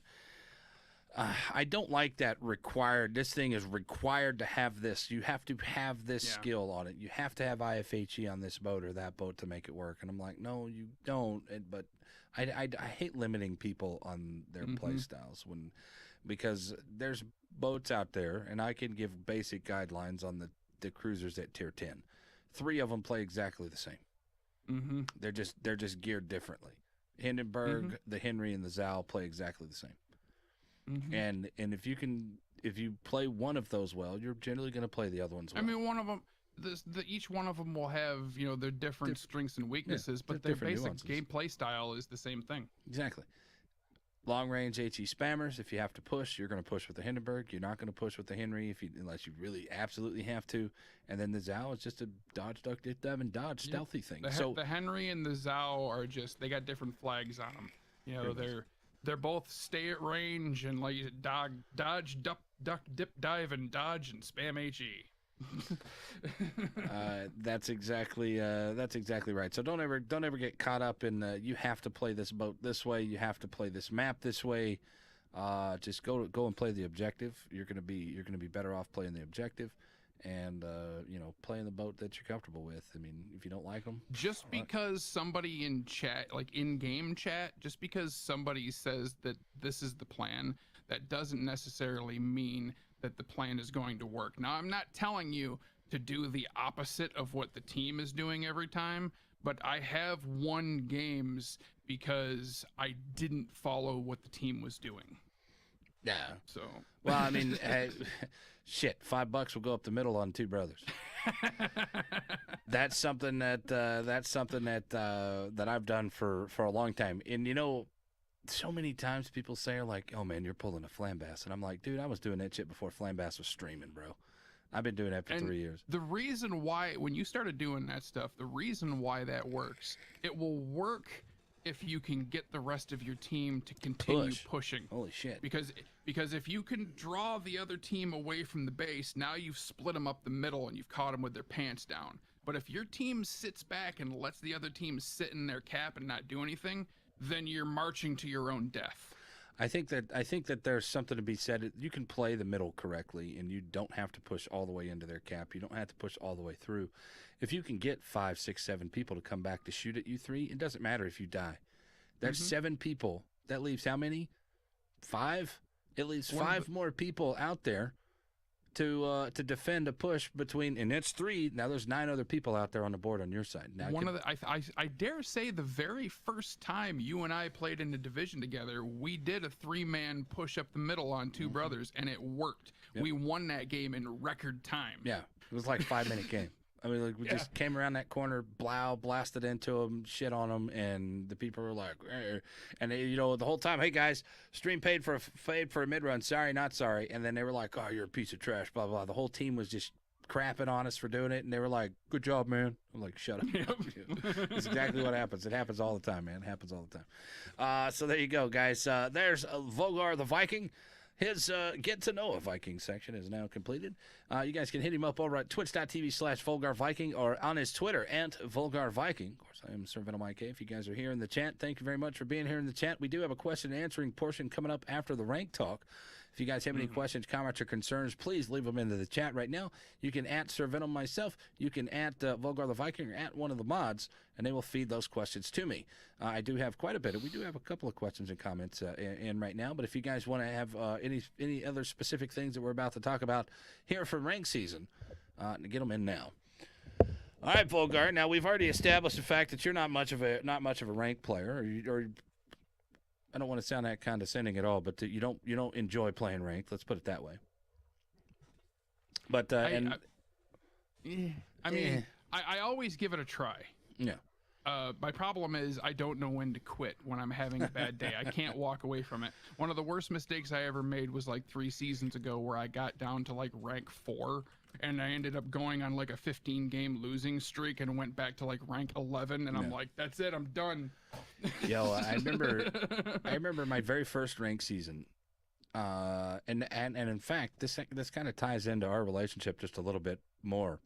The very first rank season I ever played was right after the German battleships had come out, and it was tier 8, and I played like nothing but the Bismarck during that, because I had just got the North Carolina, and Shit that you've bitched to me more about than anything else. Right. I just got the Bismarck, or I just got the North Carolina, and I had played maybe 2 games, so I wasn't really comfortable in that boat, right? So I played nothing but the Bismarck up until rank 5, and that's starting rank 23 all the way to 5.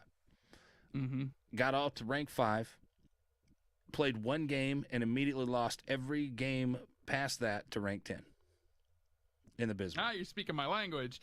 Yeah. I got so frustrated and pissed off and then I started noticing the reasons why I don't like the Bismarck, and I don't like the smaller caliber 15-inch guns in this game. There's a lot of them that just don't do enough damage when they need to, and that's besides the point. Besides the point. But anyway, I lost a lot of love for the Bismarck because of that rank season. Until then, I was on the page, man. I was on the same boat and everything. And then I started noticing at how much damage I was actually taking versus what I was putting out, and it wasn't comparable. And when I needed to do damage, the damage just wasn't there. Yeah, when you're absorbing like 2.5 million, potential damage, when you're only putting out like 60,000, the numbers just aren't there. Yeah. So anyway, I lost a lot of it. All right, so this rank season, just so you guys know, I have ranked out in 8-9 seasons. All of the full long seasons that I've done, starting from tier 8, then tier 7, then tier 6, then back to the 2 tier 10s that we did back to back. Those were terrible, by the way. Ranked out in those. So pretty much I'm a destroyer ranking out guy. I'll play whatever until rank 5, but once I hit rank 5, I'm just destroyers out, because that's just, I want to have that control of the game. Control of the caps, control of the game. That's just I want to be that guy that, hey, we need a cap. So many times that you get into those games, hey, we need a cap, and the DDs that are still alive just refuse to go in there. And I'm like, we need these points now. You don't understand. We need those points, and then they don't do it. So to bypass any of that, I just do it myself. So rank season now is going to be tier 10, and it's going to include CVs. Holy shit, they're going to actually put the CVs in the rank season. And not only were they going to do this, they're going to also do this at tier 10, which is some of the most broken CVs that is out there. But here's the thing. I've heard a lot of people making a big deal about this because they said that CVs are going to be allowed. I think one of the first people that I saw actually flip out about it on Twitter was Flamu, and they were like, and CVs are included? But to my knowledge, CVs have always been included in ranked battles, haven't they? I mean, it was just clan battles that they were excluded from. No, they've always been involved, and I feel it's just that back when it was RTS style, there was only like maybe 3 people in the entire game that were good enough to rank out in a carrier. Well, I even think it goes a little bit further than that you could actually shut down the enemy carrier.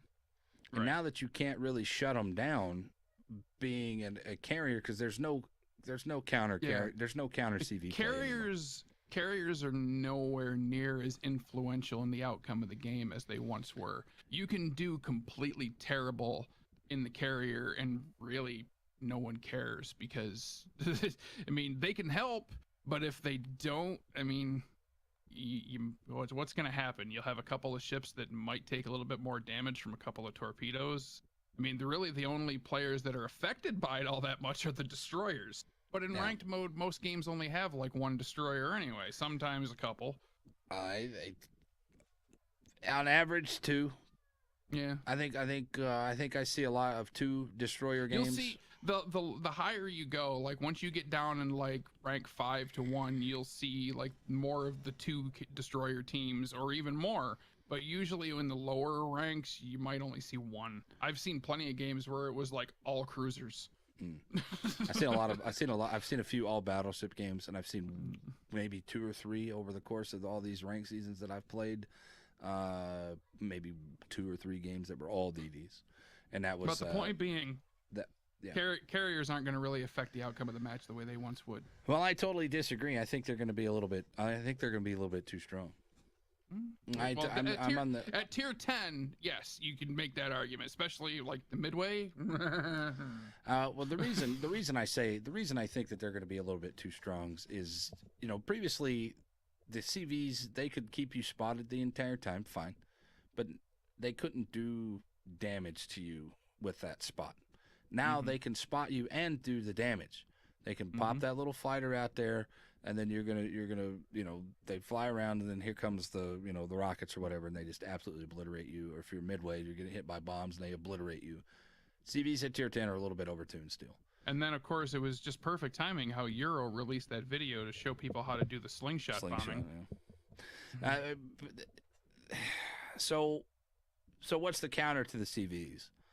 And this is where this season is going to be very long and grueling for any destroyer player like myself, because it's going to be a very slow-paced game.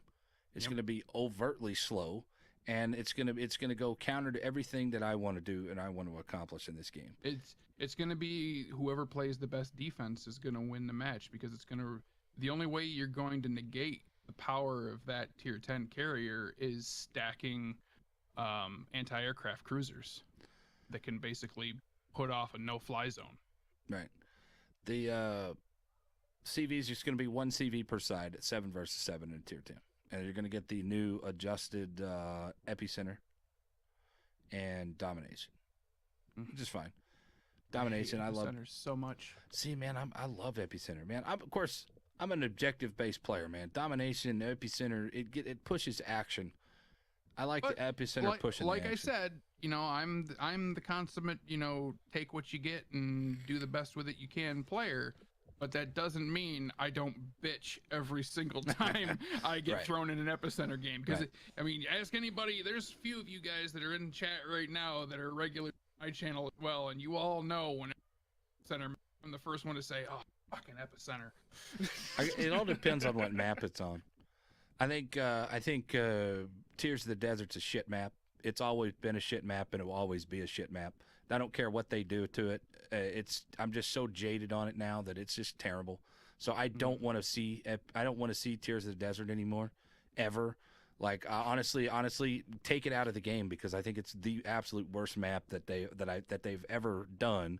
And then when they reworked it, it didn't make it any better. It made it okay. Wait. They made it a little bit better, but it's still I'm so salty about that map. Back in the past that I don't care. I think it's terrible. All they really did was take away a couple of hiding spots and open a couple of firing lanes, but it really didn't change the map overall. And then they put epicenter on it. And I like epicenter, but I'd like to see epicenter on ocean. I'd like to see ocean come back into more play, because that's fun, and people hate it, but hey, adjust to it, right? Same thing with Tears of the Desert. I hate it, but I adjust to it. See, ocean never bothered me as a battleship player, because I'm gonna get shot at no matter what. I can understand like the cruiser and the destroyer players that hate ocean, because there ain't no place to hide. Once you're spotted, you're screwed. Yeah, that's where you learn what disengage is. Yep. You stop shooting. All right, so let's go through battleships. All right, so let's break this down. What is going to be good in Tier 10 ranked season? Everything at Tier 10 is viable. Every battleship at Tier 10 is viable. Every cruiser is viable and recommended this season's cruisers. And every destroyer would be viable, except for maybe the Daring. I think the Daring's AA is so terrible that even though it's a good boat and it's a good gunboat, but I think that you're going to have utility. This is going to be a utility destroyer season. And we'll go in and break it down. Starting with carriers, midway over the hack is my choice. Yeah, what do you definitely think? midway. Yep. Wait. Ever since, well, the Audacious is out there now too.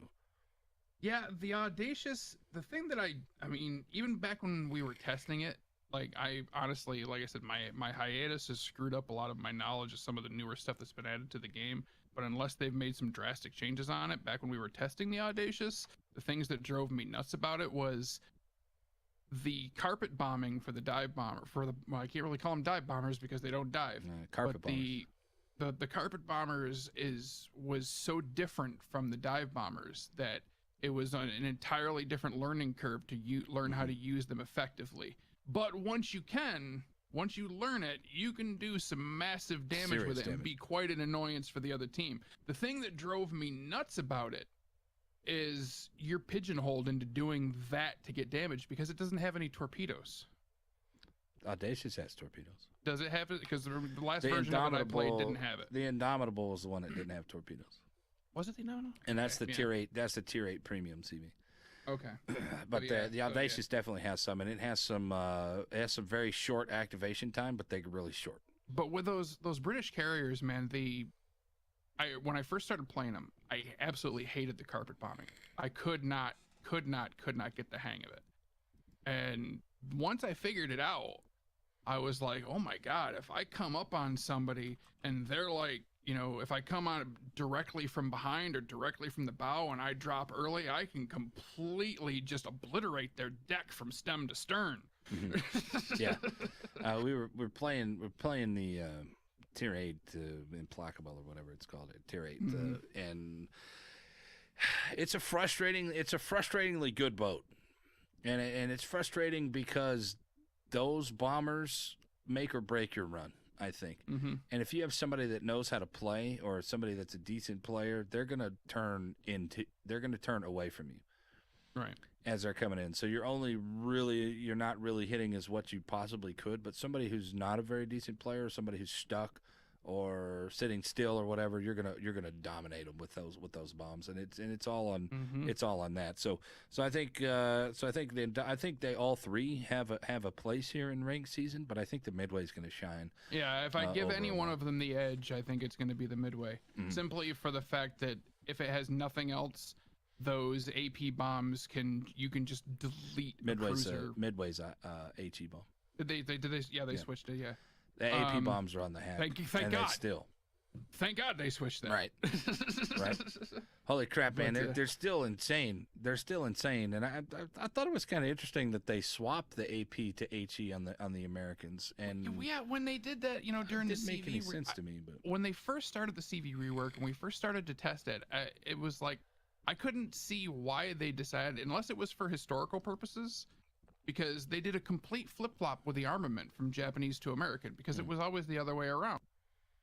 They had the Japanese had the AP and the Americans had the HE, and then the CV rework came out and they switched them the opposite way. And I'm like, okay. Well, I guess it's the only thing I could think of here, and go with me down this hole here for a second. The Japanese, if you look at the rest of the lines. Well, let's look at the destroyer line. It's basically It's basically torpedoes. Except for those last three of the Harry Gumbo line. They're basically torpedoes all the way through. Yeah. And until the newest ones that they made specific gunboats. Right, specific gunboats. So it can only stand to reason that these things are just flying destroyers. So I mean, you're gonna focus more around your torpedoes in those, and not so much the bombs. But if you are gonna have to use the bombs, then you have potential to citadel and do damage. Which I'll be honest, during the rework test before they went public and we were just doing our own exclusive internal testing. Right. When I was playing the Haragumo, I pretty much only used the torpedoes, but that's because also when those of you watching right now that you have no idea, when the CV rework was first presented to us for the internal testing before it went to the closed beta testing. The spreads on the torpedoes were a friggin' nightmare.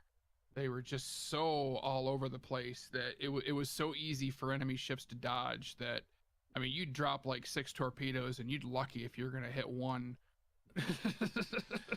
That sounds like normal for me, normal every day, because I'm still working on those.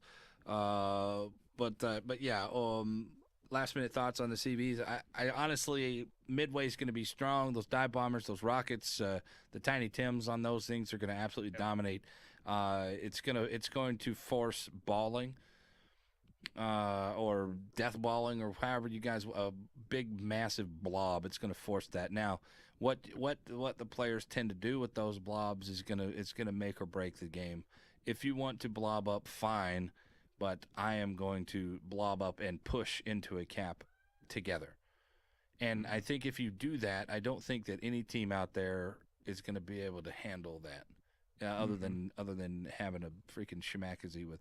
I've had plenty of games where I've played a carrier and I've had to tell my team, like, look, you guys got to do something to break them up. Like, start pounding them in the middle or start drawing them off with kiting or whatever. But they're so balled up. My planes are getting wiped out the second I get close. I can't do nothing. Yeah. So there you go, guys. Playing the Midway. I don't know, man. It's gonna be a rough season for anybody that's not a carrier. All right, moving on into your bread and butter here, the battleship. As we saw with the last Tier 10 ranked season that we played, Yamato, Montana. You saw a lot of Republics out on the edges. A few GKs here and there. I know Dort was playing GK and he was just running roughshod over everybody. I'm surprised that a lot of people, back when, especially back during clan battles. I mean, I know the clan battles and ranked is a different scene, But when clan battles started, it was if you took a cur first into a match, then you were basically a scrub. That, you were told didn't know what the hell you were doing. But like lately, in the last several months, I'm seeing a lot more people that are coming around and be like, "Oh yeah, the cur first is a pretty good ship for competitive mode." And I'm like, "Really? Where the hell did that come from? Because nobody thought that before." Yeah, see, cur first has a unique ability to bow tank. Yeah, better than a lot of other things out there. It was one of my favorite battleships for a long time. Yeah, I mean the Yamato's still a good bow tank, but it does have that cheek, and if you go off angle just far enough, that other battleship is going to obliterate you. I hit a Musashi, which is the same boat, within Alaska with 4 citadels just from point blank range, just rushing right in at him, and he couldn't do anything about it. So. Just blow, and he's dead. I mean, the only disadvantage I would say that the Yamato has nowadays is not that it has the cheek, that little citadel corner that it can hit, but the reason why it was such a king before was because God,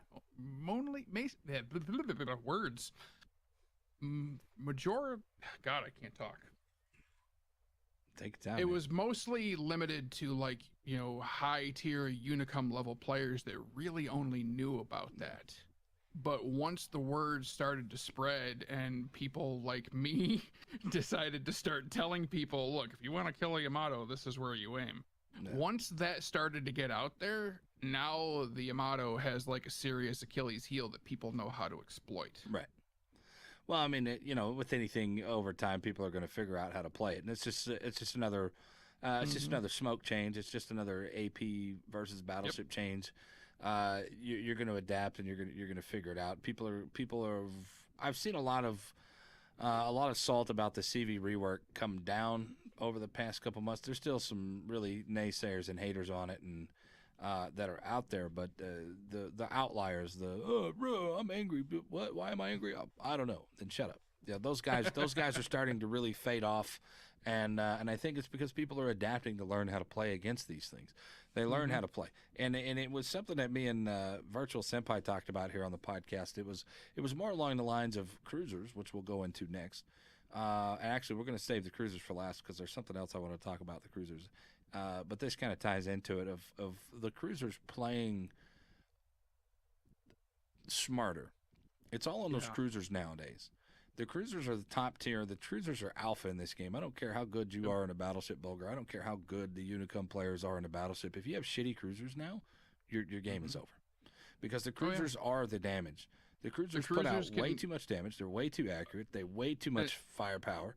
And an effective group of cruisers can easily control the pace of the game. Yeah, and that is, and you can't hit them. And when you do hit them, you're overpinned 90% of the time anymore. And so cruisers are the top dogs, especially at tier 10 and especially at tier 7. Cruisers usually have the most effective AA against carriers. They are easily the counter to destroyers because they can outgun the shit out of them, and a lot of them, especially the American ones, are equipped with radar to spot the destroyers. And if you can focus fire with a group of them together, they can burn down a battleship in minutes. So minutes, yeah. I mean good two cruisers out there, battleships is done. So they are alpha, and this is a very cruiser heavy season. This will be a very cruiser heavy season, and the last cruiser heavy seasons that we have that wasn't tier 10 was tier 7, and those are the absolute worst for me. They are the absolute worst seasons when they're cruiser heavy because the DDs don't get a chance to really shine. The battleships don't get a chance to really shine because they're inept. The battleships at tier 7, the battleships at tier 10 cannot handle the firepower from the cruisers. They're just very, very, they're just too strong. The one thing you're hoping to do is catch them with their pants down and take one of them out early and put them at a disadvantage. That's your chance. Yeah, that's the only thing you can do. But with that being said, because the battleships are inept at tier 7 and tier 10 versus the cruisers, then the cruisers pretty much can dominate the game, which means there's no balance between the three classes. So then the destroyers can't do their job because the battleships can't do their job, or they're not doing their job, or they're unable to do their job. So that leaves the cruisers pretty much free reign over the entire game. This is where Tier 10 fails. Well, it's like I've said from day one. Like I used to be back before the rework happened, and it was the old RTS style, and carriers were extremely overpowered. Like I used to always say, the original way this game was marketed when it was first released, when they first announced it at E3, it was always told with like a paper, rock, scissors format. Paper, scissors, yep. Yep. You had destroyers that could destroyers, or battleships over cruisers, cruisers over battleships, destroyers over battleships, whatever. You guys get it. Yeah, you got the idea. Yeah. But the problem is, it's not paper, rock, scissors. No. It's paper, rock, scissors aircraft carrier. Paper, rock, scissors, lizard, Spock. The format has already been thrown out the window. So now where do you go? Yeah. What do you do? I mean, so you have this dynamic of the game, and then carriers just throw it all away. That's what he's getting at, guys. So let's talk destroyers. Anyway, your pick. Obviously, Yamato is going to be your pick because that's your bread and butter. Yeah, it's either going to be Yamato or Montana. Because if Montana has one advantage over the Yamato, speed maneuverability. Speed maneuverability, and I want to say with now. In my opinion, Montana number 1, Yamato, then Republic, and they kind of flip flop back and forth Republic, but it's getting closer to the Montana the Yamato is because of consistency. With that legendary mod, it makes it very consistent. And the one advantage that I feel that the Montana has over the Yamato is that consistency. With the long range bombs of the Yamato hitting 1 or 2 shells as opposed to the long range bombs of 12 guns versus 9. I never run into that though. Like I've played my Yamato like almost exclusively in clan battles, and one of the things I love about it is with my legendary mod, there have been several players that have met their demise without ever knowing the shot was coming. Yeah, because I can fire accurately from so far away. Absolutely. That I can hit them outside of my gun bloom, so they never even know I've fired. And next thing they know, they've gotten hit with a triple citadel and they're dead. Yeah. Oh no, no, outstanding. Yeah, that's exactly what I'm talking about. This is where I'm saying that the Yamato is becoming more consistent, and this is pushing it up. It's pushing up my ladder. Montana's been number 1 forever, and the Yamato's creeping up on it. The more I play the Yamato, the more I get it. The more I understand it now. And how good that boat is. All right, so. Worst opportunities here is the Conqueror. I think the worst boat for this game is going to be Conqueror because the Conqueror is such a late game boat. The later the games go, it's so limited in what it can do. The better it is. It's basically just a big slow cruiser with an amazing heel. I tend to agree with that. Now, with that being said, the Conqueror does have uses, and if you are playing for a long game or you are a second battleship, then fine. Roll with that first battleship, set that motherfucker on fire, and start whittling down his health pool. Start burning through those heals. So when the game comes him use those heals. So by the time you come down in the last 5 minutes of the game, he's got nothing left to give. He's got nothing left. There you go. So that's where the Conqueror shines. Is late game. The longer the game goes, the better the Conqueror is. As early game, mid game, it's terrible. It's a piece of trash. And I think that those games, generally ranked games, are won in the first 10 minutes. Usually by 10 minutes. Every once in a while, you'll have a game that go 18 minutes or something like that, and you're like, "Oh my God, this is so close." But I don't think we're going to see a lot of that this season because especially of the CVs. In the lower ranks, you're going to get a game end by a blowout more than it is anything else. Well, I would even extend that to every game. It's generally a blowout nowadays. But that's another story. So there you go. Number 1 pick for me, battleship wise. Man, with CVs being involved, I'm going to say, what's got the best AA? I mean, Yamato's set up for AA is pretty solid, too, nowadays. I would give Montana the advantage with AA because it can hit 100% with fewer captain skills than the Yamato can. You're probably right. It starts base with a higher AA rating than. Yeah. With that being said, like we said at the beginning of this conversation, everything is going to be viable. If you're good on a GK, then fine, play the GK. Whatever you're comfortable with, play these things. These are just our recommendations or our number one picks. Montana, Yamato, Republic. Republic is not going to be a tank. It's going to be an outside player. It's going to be on a flank. And if you have a fast boat or a stealthy boat or something like that, if you're going to the off cap with a destroyer, take the Republic with you, and you guys are going to be okay. That's where the Republic shines. I put that in the third spot, and then GK, and then Conqueror in the fourth and fifth spot in that order. GK. I would agree with that wholeheartedly. All right, so there you go, boys. There's our battleship picks. Let's move into destroyer picks, as we have several. We have quite a lot of destroyers to choose from here. My choice for the 2 ranked seasons previous that I played that were tier 10, I ranked out on the Z52 and the Yu Yang. The Z52 is it's always hard to go against that because it's just a strong destroyer in all respects. It's really the total package. Mm-hmm. The only downside to the Z52 is the AA. At this point in time, I think that this season starting out, and this is what I'm probably going to do. It's gearing a Grozavoy. Yeah, well, the gearing, I mean, I don't know how many.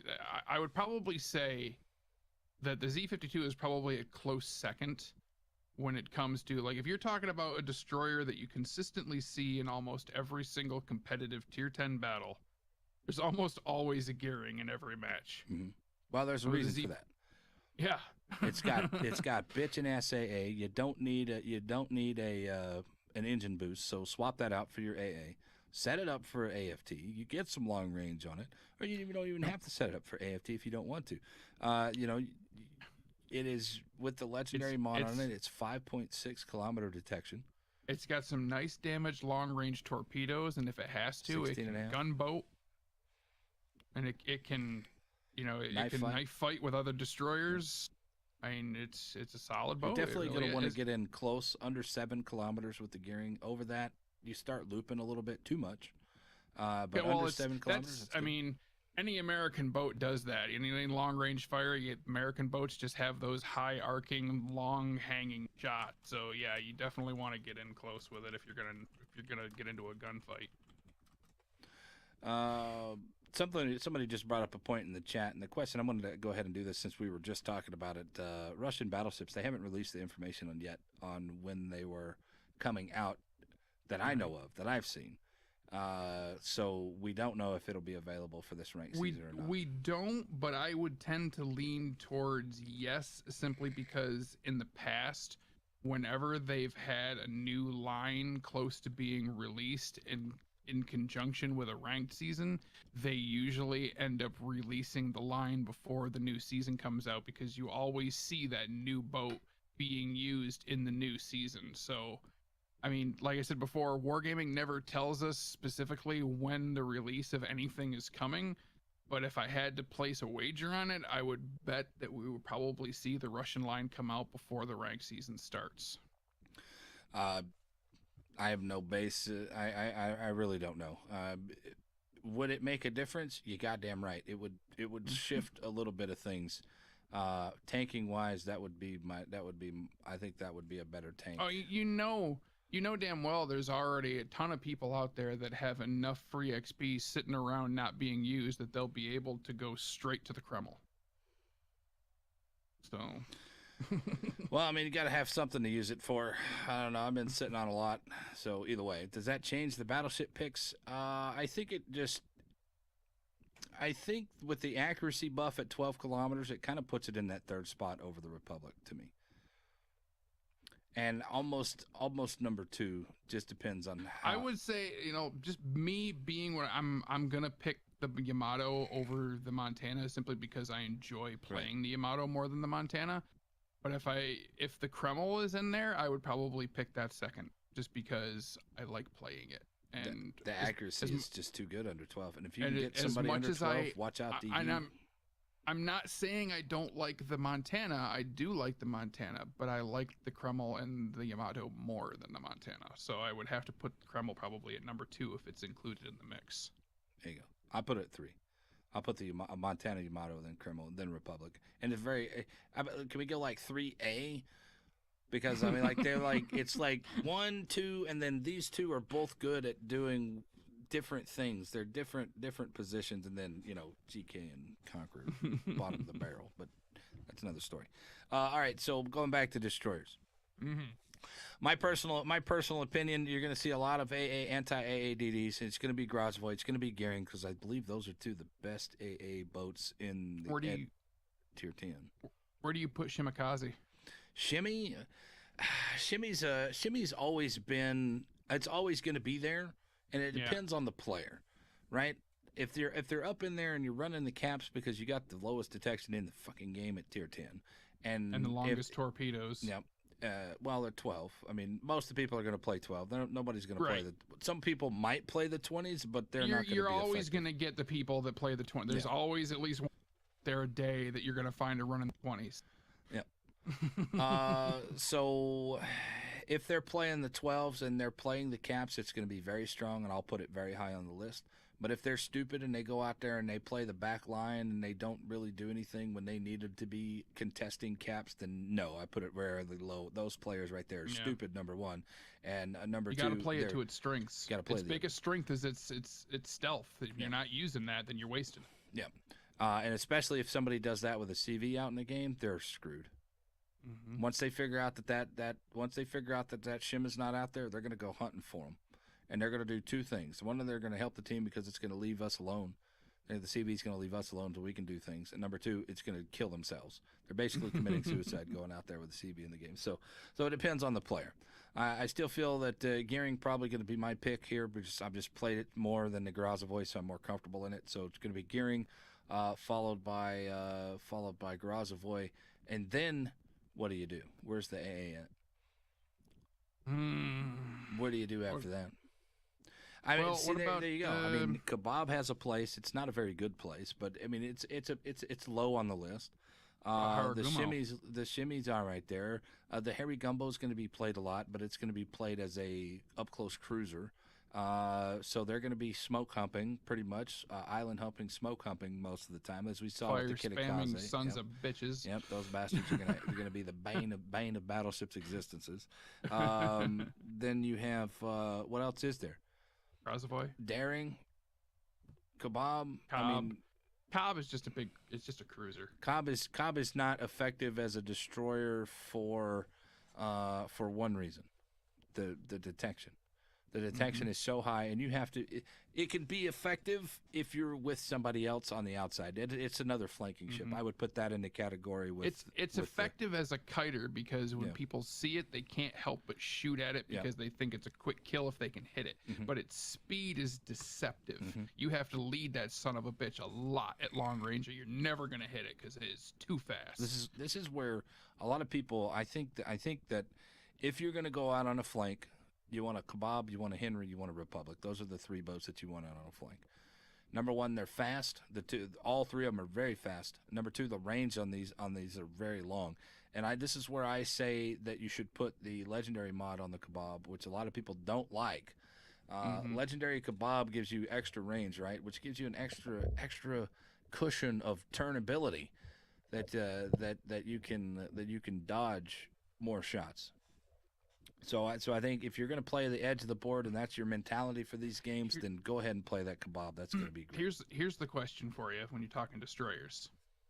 For this coming season of Ranked, is the Yu Yang even viable anymore? See, now in the previous season when I ranked out on it, it was good because of the reload. Now, their mentality... But they've nerfed the reload. Right. So their mentality is that the Yu Yang wasn't competing with the Gearing. The Gearing wasn't doing enough damage to compete with the Yu Yang. So they nerfed the Yu Yang, and now they put out boats like the Harry Gumbo, and then they put out the Daring came right after that, and I'm like, well, what the fuck? Now I can't even knife fight this Daring because he shoots so goddamn fast. Yeah. And that was very frustrating for somebody like me who had just gotten into that and ranked out on that, and then they changed it. So it was very frustrating for me, and I think that they really kind of nutted it down, but honestly, when you looked at the numbers, and I know Sub Octavian put out some numbers for us one day, which you guys will probably never see, but they did. And the numbers were, it was right in the middle. It was right in the middle. So that, in a knife fight now, I don't really want to take it, but that radar does have that radar does entice motherfuckers to want to play the Yu Yang. But it's one of those things where you can make it work, but you have to play a flawless match with it. You got to be on point. Yeah, definitely have to be on point for it. Yeah. It's not something like if you make too many mistakes in it, you're gonna pay for it. I think that it's a very risk reward boat. It's a very risk reward boat. Not taking the smoke, right? Because it's all about disengage now on that boat instead of smoke. But I think that the risk that you take is not it's too much. It's too much of a risk to want to play this boat. Now you're still going to see people do it, and you're still going to be seeing people play it effectively, and it's gonna be a pain in the ass. My main reason for asking if the Yu Yang was even viable, because I remember, from a couple of seasons ago, especially like in both ranked and in clan battles, how it seemed like every single team had a Yu Yang. But then once they nerfed the reload on it, it almost disappeared from use. So, but you'll still have the players that refuse to let go of it and will want to play it. I think that a good, smart Yu Yang player is going to make it shine, and people are going to want to be like, hey, well, the Yu Yang's coming back. And then they're going to get in there, and they're not going to know the nuances of that boat and what it can get away with. But there's one thing that really nerfs this boat into the ground for me, and it's not even the reload on it. It's those goddamn fucking deep water torpedoes, which is the stupidest thing. What's the absolute dumbest thing that you can do to put on a destroyer is you have a class here that relies on its guns to kill a destroyer because you cannot hit it with a fucking torpedo. And now you're going to nerf it to where they can't even defend themselves, or they can, but they're definitely at a disadvantage every fight now. Asashio, anybody? Yeah, and so I still don't like that boat. Even though I ranked out on it, I hated every minute of it because you just took away one total dynamic of my play style or my game. Yeah, well, you're fighting the entire battle with one hand tied back. Pretty much, and that's why I never thought the Yu Yang was a good idea, or the entire deep water torpedo thing is a good idea. I think it's a stupid idea. I think it's terrible. I think if you're gonna have something, fine, give them to me, but let me switch back and forth. See, that was my thing with the deep waters. When they first introduced the deep water torpedoes, I said, look, I don't like them, but I can understand their use, and I said, and I will tolerate them in the game if you give me loadout choices. Like when we're just the same way with with the aircraft carriers, the way they used to be, how you could choose to take either HE bombers or AP bombers. With the destroyers, let me pick it back in my port, back in the lobby. Let me choose ahead of time and say, well, this game I'm going to put the shallow torps on it, or this time I'm going to take the deep torps. That way the players on the other game, or the other players on the other team, you're keeping them guessing. They don't know what you have for an armament until you fired them. I think I think it goes even deeper than that. I'm like, fine, you give me a fucking deep water torps. Give me regular torps on top of that, so I can just swap back and forth. Just hit that 3 button or hit that 4 button and swap them. I mean, I think in game, seriously, in game, load up these torpedo tubes because who is it going to use a deep water torp? If you had an option to use a deep water torp, Vulgar the Viking, who out there is going to actually put on deep water torpedoes? If you had an option, same thing, 10.5 kilometers or 10.5 kilometer deep waters. Which one are you going to use? I'm not going to use deep water torps ever. Why? Because I can still hit with the regular torps. I mean, I can see your point, but it depends on how. I mean, if you say your deep water torpedoes, they have more restrictions on them. They're not going to hit as many targets, but if they do more damage, then there will be a pro and a con to having them. Yeah. So in the end, honestly, I think that whole Pan-Asian DD line's a joke. I never liked it. I still haven't finished it. I don't like tier. It's just a joke, man. I mean, like eight's terrible. 8 is just a nerfed Low Yang, and Low Yang, other than that, Hydro's terrible. 9 is halfway decent. I mean, it's a Fletcher. I'm not a big fan of the Fletcher, but it's Deepwater Torp. So really? I liked it as much as I didn't care. Yeah. As much as I don't play and don't really care much for destroyers, I did enjoy playing the Fletcher. I think the Fletcher. I think a lot of because it's a good trainer for the gearing when you finally get it. Fair enough. But honestly, and this is gonna piss off a lot of people here, but I think the Fletcher's overrated. I think people have played the Fletcher so much and they've gotten so comfortable in that boat that they're blind to how shitty that boat actually is. and because it was just what was it? Yugamo and Fletcher for a long time, and that was it. That was all, or whatever tier 9 was before the swap. That was it. That's all they had to play. So they got really good in that boat, and they think that it's good. But when they really go back and look at it, over 6 kilometers, all the American destroyers are shit. All of them are terrible over 6 kilometers, and especially the Sims. Hoo, ha, ha, ha. There you go. There you go. I'm gonna piss off a lot of people there, and I don't care how much fun you have in that boat. I'm talking about at how bad it is over 6 kilometers. So there you go. The black, I think the black's terrible too. I think most of the American destroyers over 6 kilometers are just terrible. Under 6 kilometers, they are the best in the game, hands down. Speaking of Fletchers. And like we meant when we were talking earlier about the Anchors Away tour coming up, if you'd like to actually see a Fletcher-class destroyer, the USS Sullivans is ported in Buffalo, New York, right next to the USS Little Rock. That's the ship that was named for the 4 brothers that served on the same ship that went down, that pretty much inspired movies like Saving Private Ryan, which is the reason why family members don't serve on same companies and stuff anymore. So that's the Sullivans. She's still there. She's in Buffalo, and she's a Fletcher. There you go. All right. So getting back to it, destroyers for me, Z52 is going to be up there. I'll probably end up playing it a little bit, but gearing, it's going to be gearing for me, Z52, and then probably Grozavoy in my repertoire. Those 3. Harry Gumbo might get played a little bit for me. I honestly think I'm just expecting to see a lot of Harigumos and a lot of gearings. Think so? Those are my 2 number 1 picks. I think it's kind of hard to choose one between them. I think you're going to see a lot of both of them. How's the AA on the Harry Gumbo? Somebody in the chat, let me know. I think the Harry Gumbo, it has a place, just like the Kitakaze had a place in the last rank season that we did, but it's going to be, you can't really push with this thing, and you take full damage from AP from battleships.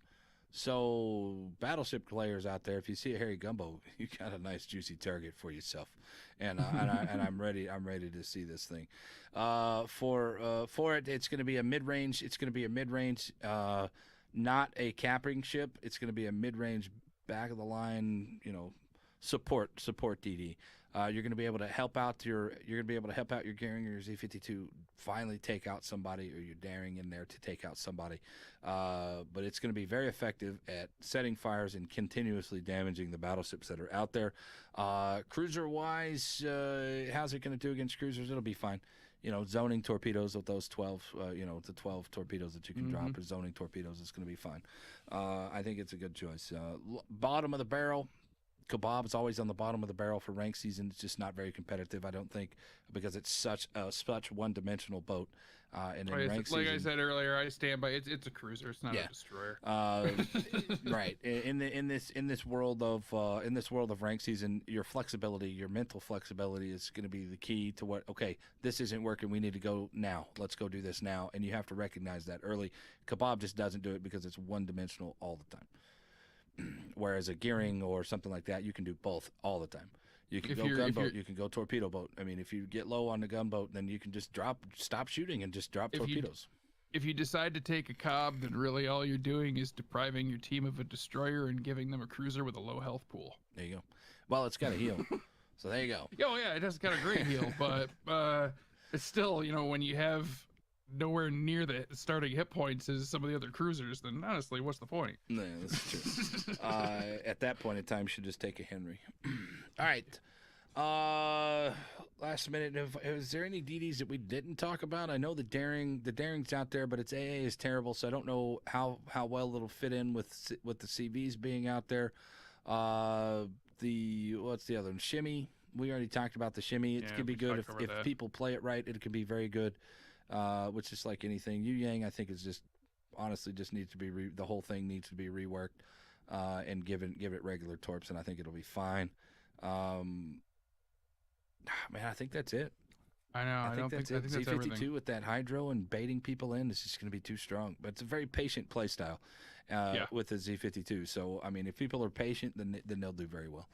You will find that the players that play the Z52 like more than the other destroyers, they have a completely different style of play. Yeah, it's totally different than any other play style. And AP on that thing is donkey balls. Holy shit, is it good? And that's awesome. The last rank season that we had was tier 9 rank season. There was a lot of people. That came in there and they're like, "Oh, you should play the Jutland. You should play the Jutland." And I'm like, "I'm not playing the Jutland." They're like, "Why?" I said, "Because I'm losing with the Jutland. Because I haven't played the Jutland enough to be comfortable in this thing." And so we go on and we play the 46 because it's comparable to the 52 play style. And I was like, "Oh, I know this boat well."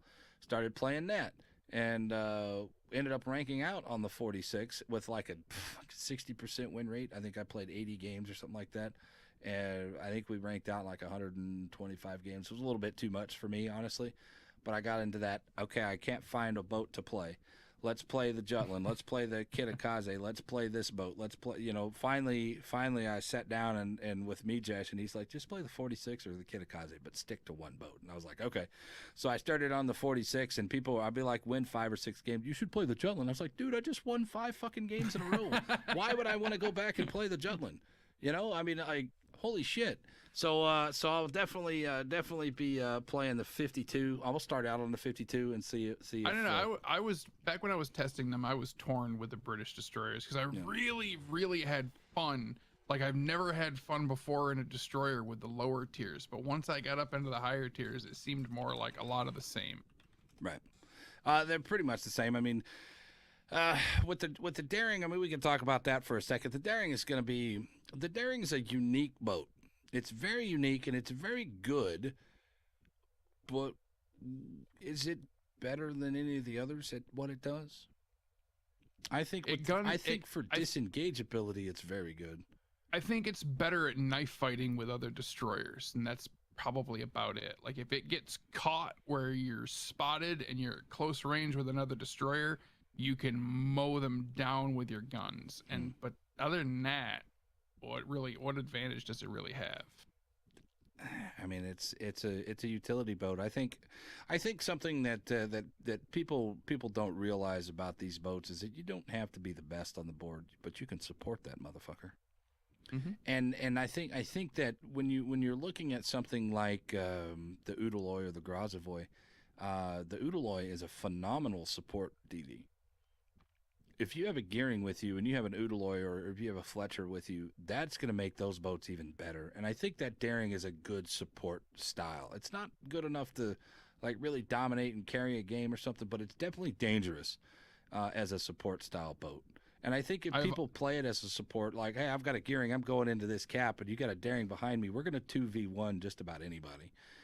And I've said from day one, the entire time I have always played this game, there's too many people out there that play to do well instead of playing to win. And I have all, me, I have always type of player. I don't give a damn about my kill death ratio. I don't give a damn about my damage. Right. What I give a damn about is making sure my team wins. If I go out there and I wreck face and cripple the enemy team but don't survive it, as long as I've put my team in a position to win, I've done my job.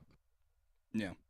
I think there's one more thing to talk about. It's how the caliber of those guns are very small. But you do get pretty quick reloads on that. So you're going to find people that are taking up a little bit too many points to take IFHE on that to have that consistent damage. I think the smarter players are not going to take IFHE, but they're going to swap back and forth to AP. Broadside on the AP and just absolutely dominates anything on that. Like the 52. I think with that bow, I've swapped back and forth between AP and HE more than I have with any other destroyer. Yeah. Well, I've gotten away from IFHE on a lot of things. When the Cossack came out, which I think is just the tits. It's awesome. Amazing boat. I put IFHE on that thing, and it's just 4,000 or 5,000 damage volleys. It's ridiculous, and you see that with you see that with some of these boats where their guns are small or their HE does fuck all, like the Germans. And with a destroyer, if you hit 4 or 5 salvos like that, that's it. You've taken that ship out. Yeah. It's gone. I mean, they got 20,000 hit points. You hit them 4 or 5 times with that, they're done. I mean, just math just doesn't add up. So daring's going to be effective. Obviously, anybody can play any boat good. So there's not one boat that's better than any of them here. This is just our personal recommendations. Gearing, Grozavoy 52. Those are my top 3. Like we've said from the beginning, it's all subjective. It's not. There's no best ship in the game. It's what you can make work best for you. Yeah. So there you go. Those are my DD recommendations and Vulgar's DD recommendations. And I will completely step aside to you with that one, because as those that know me know, I am the DD player. So, and you play him a hell of a lot more than I do. Yeah. I think if you want to break them down all bottom of the barrels, Kebab. I said Gearing, Grozavoy, Z52. If you really want to put them rest of them out there, let's go ahead and do it. You have to feed me the names because I don't remember all of them offhand. Shimakaze, Harry Gumbo, Daring. What's left? We got Kebab, maybe? Haragumo, Gearing, Grozavoy, Khabarovsk, Z52, Daring, Yu Yang. That's it. So there you go. Kebab and Yu Yang are pretty close to the bottom, but a good one's going to jump that up to like maybe 2 or 3. But yeah, Harry Gumbo, Shimakaze are pretty much on the same level here, I think. And then it breaks down past that. So there you go. In the end, we are left with the cruisers. These are the alpha dogs. These are the alpha males here of Tier 10. I don't care how good you think the battleships are, the cruisers are that much better. Tier 10, Tier 7 both have the same problem where the battleships just can't handle the cruisers, and it makes the entire season boring and very slow, and it's going to be a pain in the ass because of that. It's a very cruiser-heavy season. Now, I would have liked to have seen Tier 7 here because that would have given us another ranked season without carriers. Because I still honestly don't think that the carriers are ready for. I honestly really wish we could get a ranked season other than Tier 10. The ranked sprints at like Tier 6, Tier 7, and everything, those are Tier 5, whatever. Those are nice, but it would be nice to have a regular ranked season other than Tier 10. All right, I miss that. Let's start off with our bottom of the barrel choices here. There are no bottom of the barrel fucking choices. Well, let's just talk about some of these boats that are going to be prominent. How about that? Prominence: Zal, Henry, Hindenburg. Top 3. Boom. Yep, I can agree with that. All right. So the reason. All right, you got 2 different groups.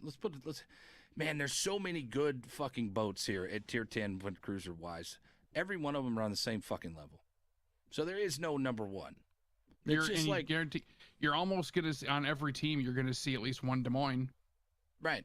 Don't forget the Des Moines. So this entire line, if you want to break it down: 1, Henry; 2, 1A, Zal; 1B, Hindenburg; Des Moines. I mean, fucking 1Z.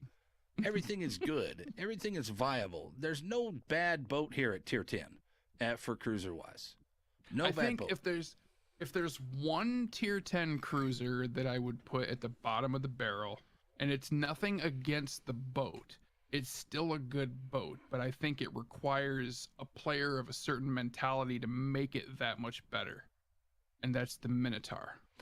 Dude, Minotaur is so good with that AA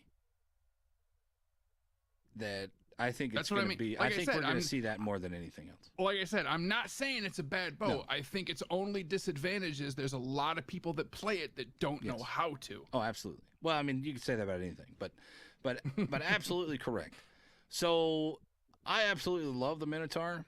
I think that the Smoke Minotaur is going to maintain the dominance here. I think the Radar Minotaur is going to lose too much because of the CVs. Without CVs, Radar Minotaur 100%. Yep. Because I agree with that. Because it becomes a giant fucking destroyer once you get rid of all the destroyers. Because nothing else. I remember when the Minotaur first came out. I think I was one of the first people to start using the Radar Minotaur over the Smoke Minotaur. Yeah. And I don't know how many destroyers I caught with their pants down because they charge right into the cap. Yep. And I'd roll up on them and be like, "Hello, boys," and they're like, "What the hell is going on? How's it going?"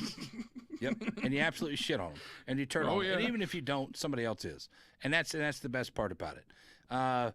So yeah, Radar Minotaur. I think it's gone by the wayside this season because of the AA. This goes into something that I wanted to talk about earlier. Well, actually, you know what? I'm going to save that for a little bit later. But all right. So Salem, Demonies, both good choices. The difference between these things is you have to risk something to get that to be effective with your 8.5 kilometer radar on the Salem, which makes the Salem, in my opinion, the most balanced fucking boat at tier 10 for cruisers. You think so? I think it's the most balanced because it's a risk reward. You have to risk something to get that radar off and be effective with it. Other than that, it's just another Demonies. You know what? There's one we're forgetting. You know, we've mentioned the Zhao, we've mentioned the Henri, we've mentioned I'm getting there. The Des Moines, there's one of the cruisers that I think that out of all the ones we've named, there's one tier 10 that we have not named yet, and it's one of the game changers. I'm getting there. We're getting there. You know which one I'm talking about. Yeah, there's two of them. Oh, one in specific. We'll see which one you see if you know which one I'm referring to. I know exactly what we're talking about. Okay. Worcester. There it is. The Worcester. The Worcester is going to be a boat that I love this boat. It's definitely going to be a game changer. It's definitely going to be hard pressed to beat it, mainly because the armor is so fucking thin. The battleships have a hard time pinning If you have a player that knows how to position that thing and gets in a place tight behind an island where it cannot be dug out of, and you have battleships protecting it from being flanked, then it can rain down so much fire and just completely shut off an entire section of the map and make it impassable. No. Worcester is good at holding things. Now, my personal bottom of the barrel, Moskva and Stalingrad. Although they're good boats, I find their play style so one-dimensional. Yeah, and the problem with that is when people first started using them, when the Stalingrad first came out, it was a game changer. Well, nobody knew how to play it or play against it. That's just it. Once it was found out how to counter it, and once players started using kiting ships to draw it out and just spam fire the shit out of it and like double up on it with Worcesters and things like that, once its weaknesses were revealed, it pretty much was no longer a threat because there was too many people that just knew how to counter it. Yeah. Well, it goes into that discussion that people bitch, this thing is OP, this thing is too strong. I'm like, motherfucker, this thing is weak as shit. Yeah, the guns are great and everything, and it's pretty accurate. And yeah, it can tank, but it's very easily beatable. And that's why... You can just... Yeah. And for proof, all you got to do is go back and look at not this past season of King of the Seas, but the season before when it came down to the finals between EU and NA. And NA, 07 guys just completely shut down the Stalingrads on the EU team. Which, up until that point, the Stalingrads were dominating that entire tournament. There's that. There is that. So, Stalingrad and Moskva. Let's talk about them real quick. Very stationary. If you put them on a corner, they're very tough to root out. They are very dangerous with their long-range radar, not necessarily themselves, because what happens when you play radar in ranked season, the majority of the time, You get people on the flank, you get people on the outside. The people that are using the radar aren't the ones usually being very effective with the radar. It's the other people that are shooting at what you're spotting, and this is where radar. I feel radar should. This is where I feel radar fails. There's no risk to radar anymore, and even though you delayed it 6 seconds, it's really. But when everybody has it, does the delay even matter? Everything has it. Yeah. That's been my biggest complaint with radar. Is every new tier 10 ship has radar. Hell, even the friggin' the Kreml had radar while it was testing until they finally pulled it off of there. Really? 15-kilometer radar for battles. For what is it? Battleships and carriers? Yeah, it is a very one-dimensional thing. It's a useless thing until you get Cyclone, and then it's good. Or they disengage, they stop shooting. Now I can put my radar on them and punish them anymore. That's like literally the only scenario that you can use this in. Only 2 scenarios that you can use that thing in. Yeah, Maverick, they took the radar off the Kreml. It was useless.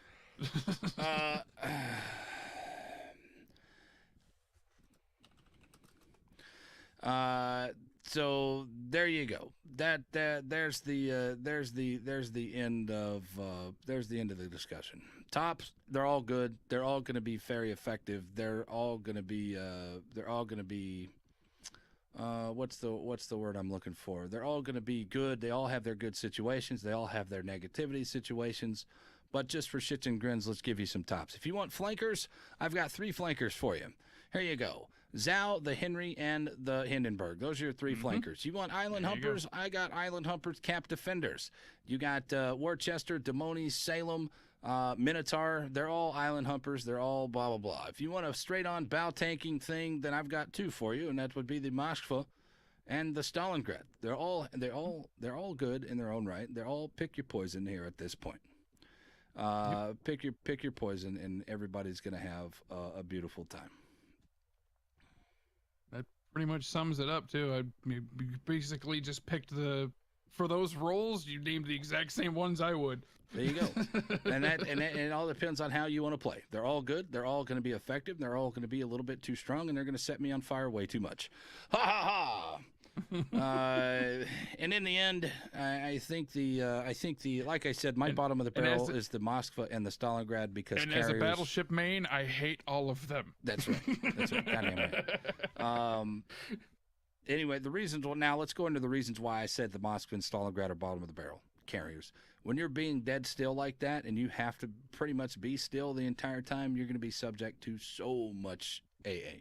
Or so much aircraft, and I don't think the AA on those 2 boats are very, very good at all. No, not at all. So they're going to be there. So they're going to have to ball up, and they're going to have to hump somebody else, pray for the rest of the AA. If I'm in a carrier and there's ships that I'm definitely going to avoid, then it's going to be the Des Moines, the Worcester, and the Minotaur. Yeah. All right. So. And the Salem, because it's the same thing. I digress. All right, so let's talk about what I wanted to talk about earlier. Let's talk about playstyle. Let's talk about ranked playstyles. We already talked about how the playstyle has changed with the new carriers. There's still the death balls out there. People still don't know what the fuck they're doing. And it's going to go something like this. With ranked season, you're going to get this new thing out there that's going to be the rental ships, and people that have never played tier 10 at all. The rental ships, I really don't care. Honestly, I really don't care about the rental ships. It does not bother me at all because I've played with shitty people before. We're going to play with shitty people more. This is my problem with the rental ships. The only reason why I don't like the rental ships being added to ranked mode is because of last season of ranked mode when people complained that it was tier 10 again.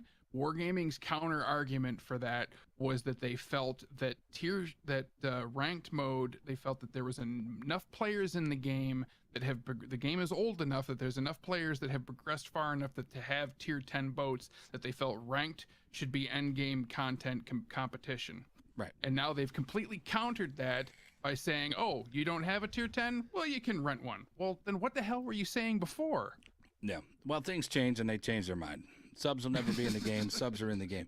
I mean, and honestly, they're gonna have to do well. That's a whole nother conversation as well. But they have to do something very different than what they showed for subs to be viable in this game.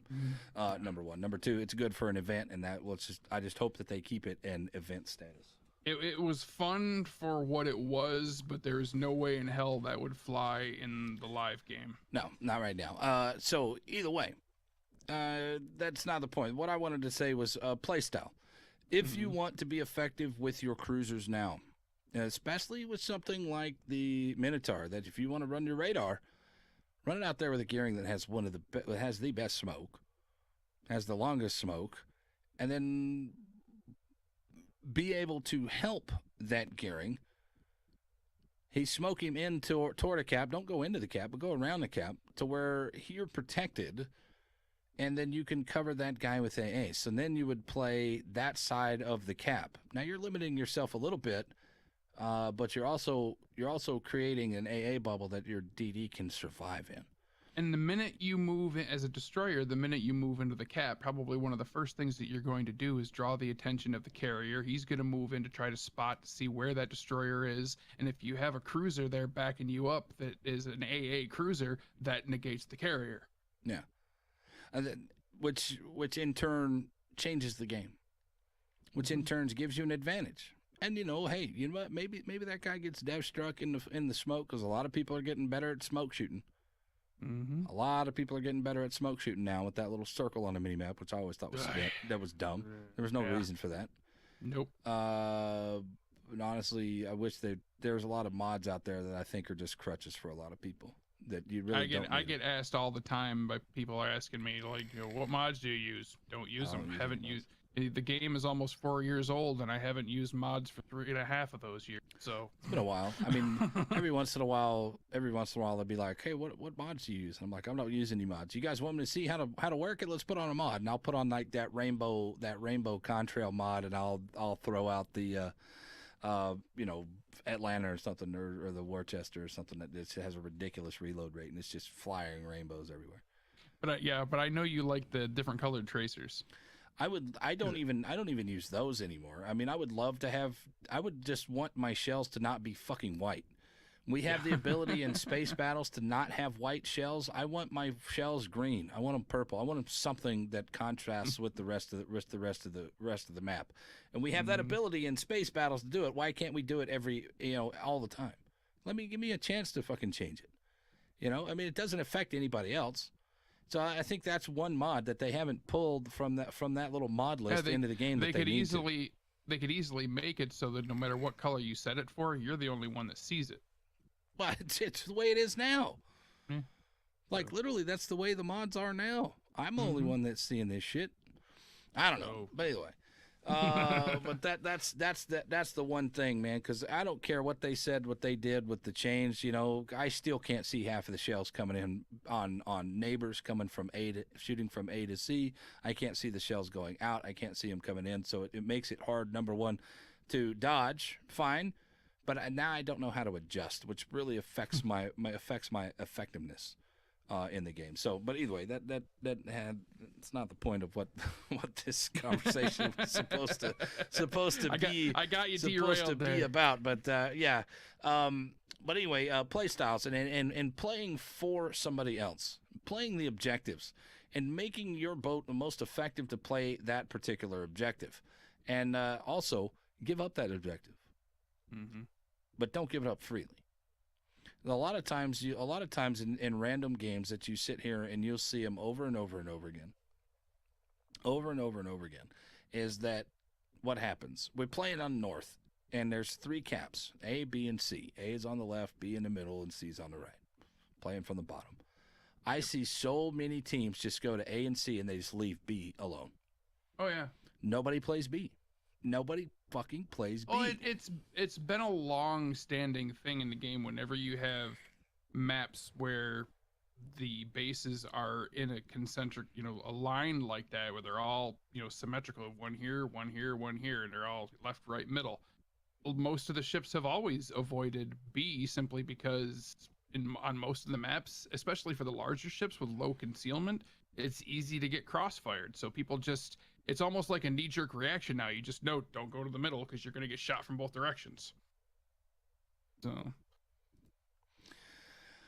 well, it's very frustrating because generally what happens on maps like that is that they go to the outside. You're like trying to play a particular objective, and then you don't need support where you don't get the support where you need it.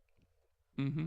And it's a very frustrating thing, and it's a very off-putting for a lot of people when it comes to the ranked seasons, and in the game in general. And I think that this conversation can extend a little bit deeper into random battles, and them applying more of an objective-based gameplay. I don't fuck your stats. It's like, seriously, I don't care if you're purple unicorn. You don't mean shit. It doesn't mean shit to me if you're super purple unicorn in a Zell. I don't care. I want to fucking win the game. Because there's so many times that I've sat there and I've watched these super purple unicorn guys, not very often, but a lot of the time, they lose the game because they're worried about keeping their super purple unicorn. So instead of playing the objective and sacrificing a little bit of health or sacrificing their boat to stop a push or to counter a push, they want their 250,000 damage because they want to keep their fucking stats, and they end up losing games. I know there's some people out there that are very good and they have very high damage games and something like the hack, but I've seen them throw games because they just want their damage. They don't care about winning. Protect their personal stats than anything else. Yeah, and that's something that always frustrated me about the quote unquote top tier player.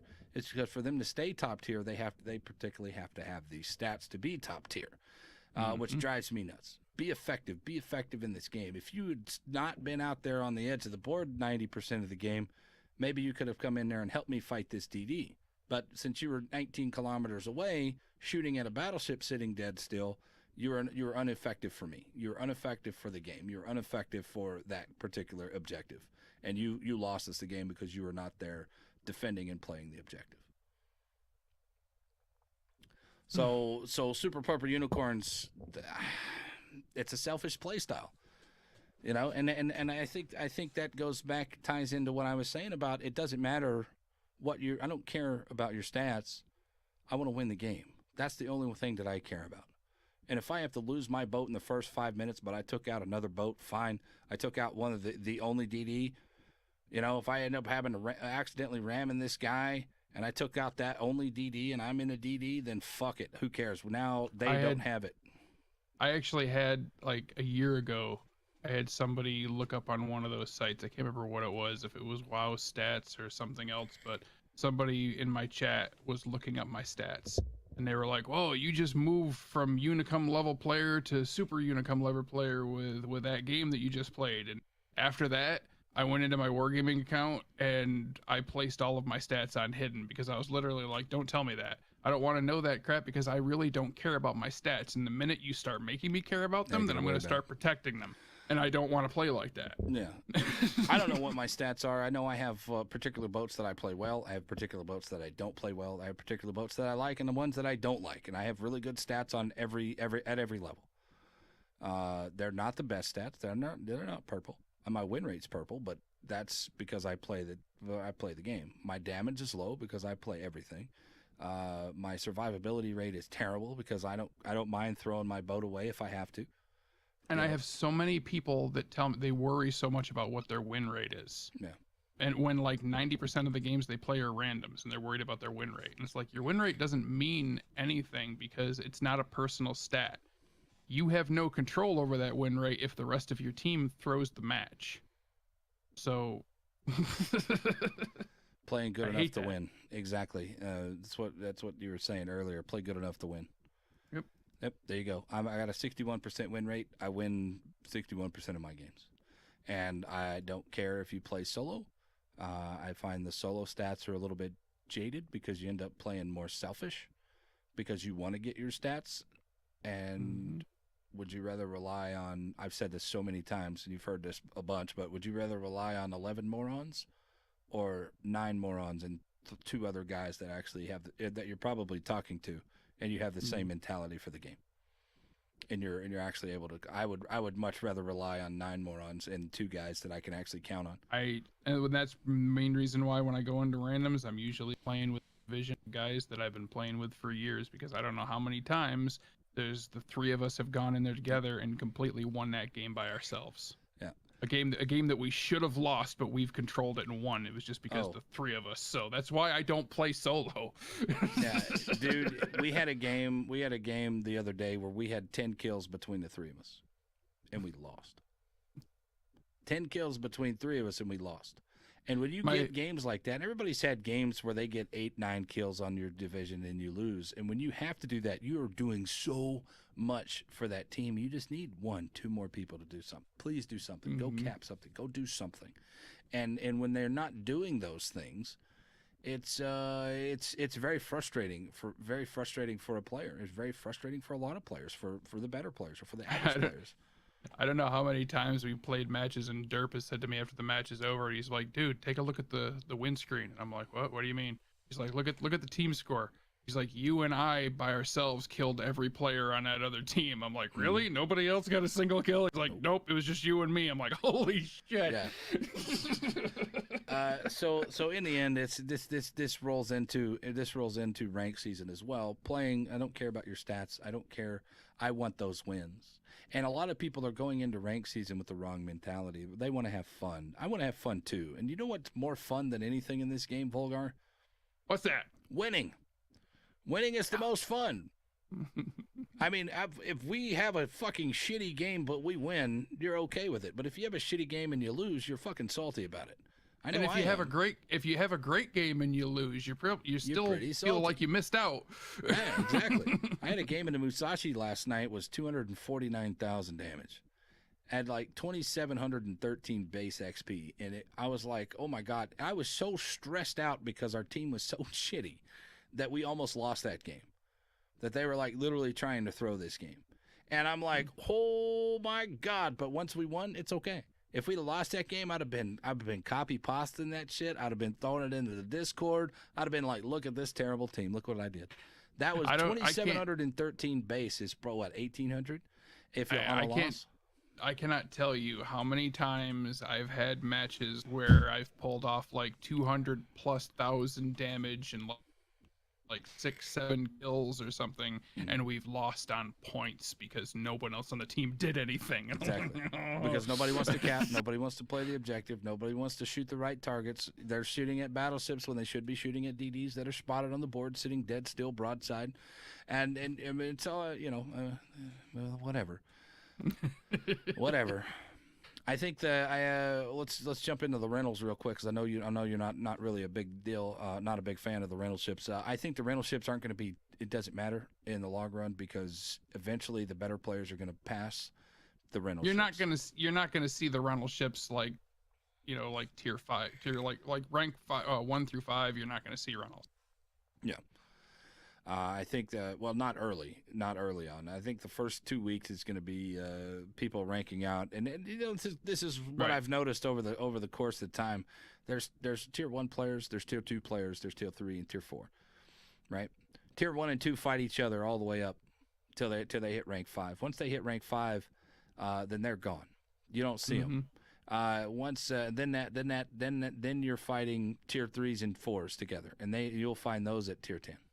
At tier 10 and above, and then the 5s and 6s will be fighting each other for 15, and then once the tier 1 players start wheedling themselves out, then some of the 3s go up to 2, and it's a big shift, and then the 2 guys be the number 1. Once all the top tier number 1 players get out of there, then 3 moves up, and then 5 moves up into that, and then the 4 guys, and that's the way that I've noticed that it's gone for the past 3 years.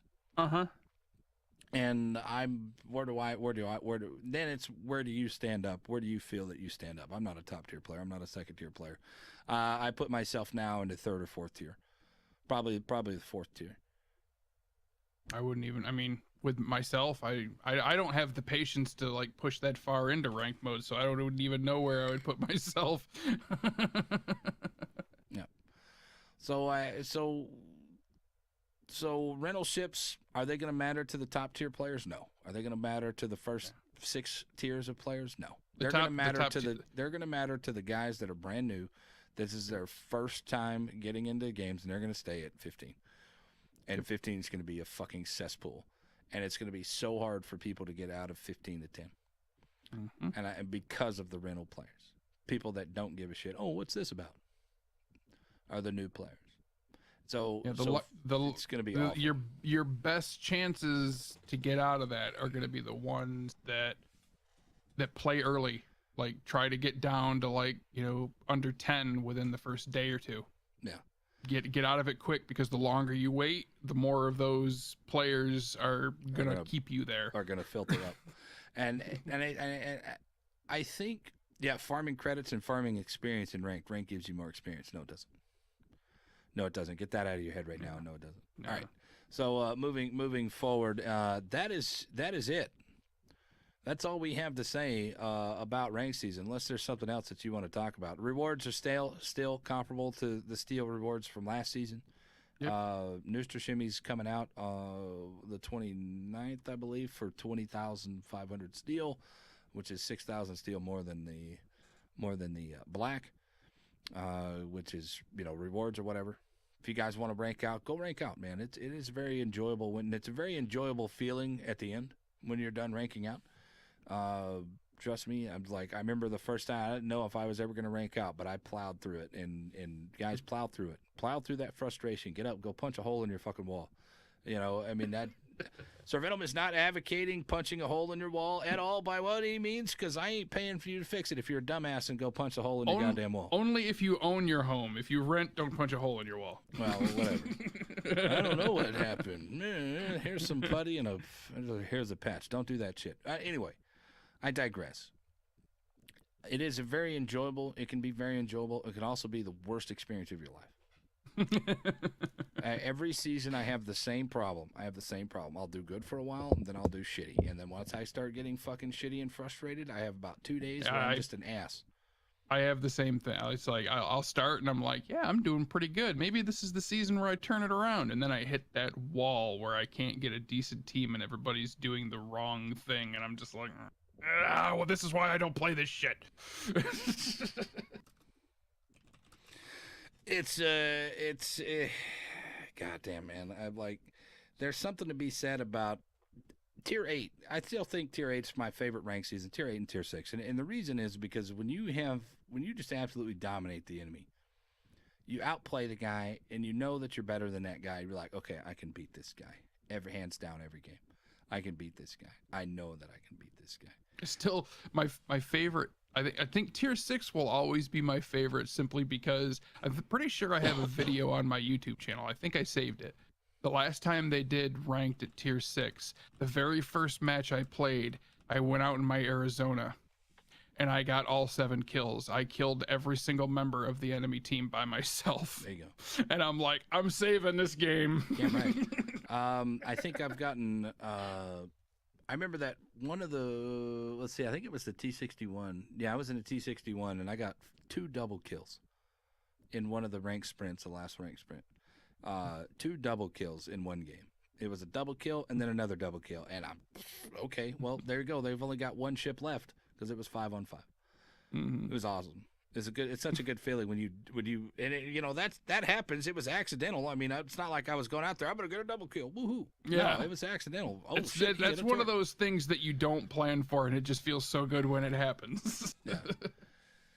Well, I find that ranked season this season, overall, my overall opinion on this ranked season, it's going to be very long, and it's going to be very grueling. It's going to be very painful for a lot of people. Stay off Reddit, because the complaints will be a coming. They're already coming. They're already all over. And I don't go to Reddit because I don't subscribe to that type of. I just realized that one of my lights is not on, and or did it burn out? I don't know. I can't tell if it's on or not. I know your lighting looks pretty good though. Well, I mean, I'm seeing this little dark, but anyway, that's not the point. I'll fix it down here in a second. Bottom line is, it's going to be long, it's going to be grueling, it's going to be painful. People that can survive the frustration are going to enjoy themselves a little bit here and there. CVs are going to be a little bit overtuned. This is going to be a cruiser CV dominant thing, and I'm hoping that the cruiser AA is enough to dominate, or at least balance out. It's going to be very hard for destroyers this season, even harder than it was last time, and not because of radar this time. Radar is just another aspect of how hard it's going to be. And then just gonna have that extra spotting with the carriers because they're gonna be out there. Yeah. Just God, it's I'm honestly, if I'm gonna be truly and 100% honest with you guys, I'm not looking forward to this season. Will I play it? You're damn right I'm gonna play it. Why? Because I love rank seasons. I personally don't like tier 10 rank season, and I think with clan battles coming again, clan battles being here, and then what was the King of the Sea was just tier 10, wasn't it? Yeah. All right. So you got clan battles. You got King of the Sea. I think tier 10 just doesn't need to be in ranked. You're doing tier 10 on everything else. Rotate this out and do something else. And we really don't get a break between any of them. It's like one ends, the next one starts. Right. It's just tier 10, tier 10, tier 10, tier 10. In all fairness, tier 6, and tier 8, they should just rotate those back and forth. Tier 6 and tier 8 is fine. I think that tier 10 is just not a good season, especially to have carriers, because the carriers are very overtuned and they're very strong, and they're a little bit too strong still at this level, damage-wise or potentially damaging-wise. Tier 8, I feel that tier 8 carriers are a little bit more balanced. Tier 6 carriers are a little bit more balanced tier for tier. And I feel that those would be a more enjoyable for everybody all around than this tier 10 would be. Mm-hmm. And even also go with that, saying that the CVs are a little bit overtuned still, that we should probably go ahead and just not have CVs again. So give me a tier 7 rank season. And I think tier 7 is the worst fucking rank season I've ever played. And there you go. And for the last little bit here, and then we'll get to these Q&A real quick. We're only going to touch on a couple of them because I know you're busy. I know you got things to do, and I appreciate you coming on to the show. Yep. I got time for a little bit, and then it's gonna be bedtime for me because 5 o'clock in the morning is gonna come real early. It's already 11 o'clock. Premium. I have a solution for premium only and non-premium, no premium rank seasons. Number one, I don't give a shit about premiums in rank season. They're not overpowered. They're not any stronger, because if you're a moron, you're gonna play them like shit, and you're gonna be useless. But if you want to do it, let's do a short rank season, rank sprints. Let's do it, split it up into twos, and we do it at fucking tier 7. Who's got more premiums than anything else? Tier fucking 7. So you do tier 7 non-premium first, no premiums allowed at all whatsoever. Fuck your wallet, and then you say fuck everybody else. Let's go ahead, wallet warriors, and let's go ahead and have the second one only premiums. So there you go. Premiums at tier 7 are way too. There's too many of them. The cruisers are too strong at tier 7. The battleships suck at tier 7 comparatively, and then the destroyers. Well, I mean, you're going to see it this season.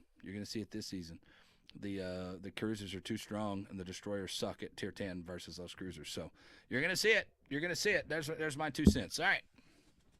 Last minute thoughts on ranked at all? I'm good. All right, boys. We're hanging out with my man, vulgarrviking. You guys can hit him up on his Twitch, twitch.tv/vulgarrviking, or over on his Twitter, @vulgarrviking. Now is the time where we're going to go ahead and break down into the Q&A session. If you guys have any questions, comments, or concerns about whatever we talked about today. And no, I don't care if I called it a ship or a boat, because who gives a shit? In the reality, it doesn't matter.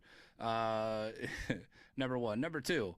Go ahead and drop those in. I'm going to get up. I really have to run to the bathroom. I'm about to explode here. I've been drinking all this water the whole time. So while you guys get those in there, I will be right back, guys. Get those questions in. That's right.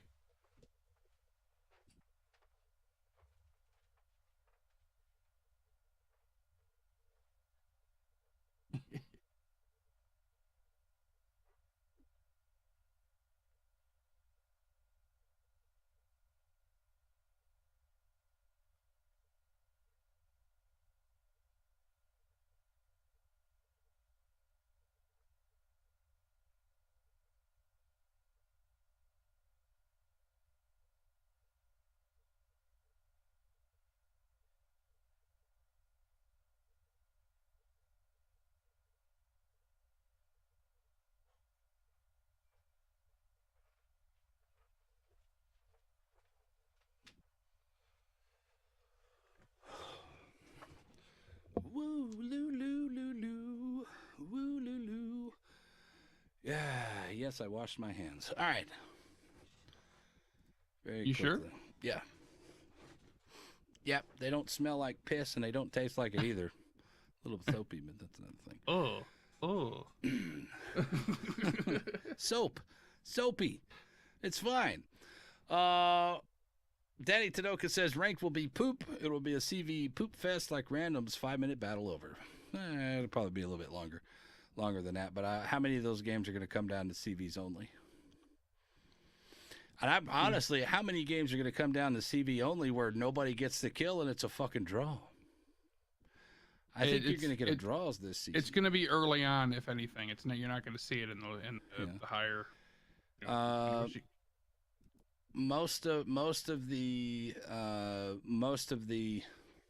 games are going to go.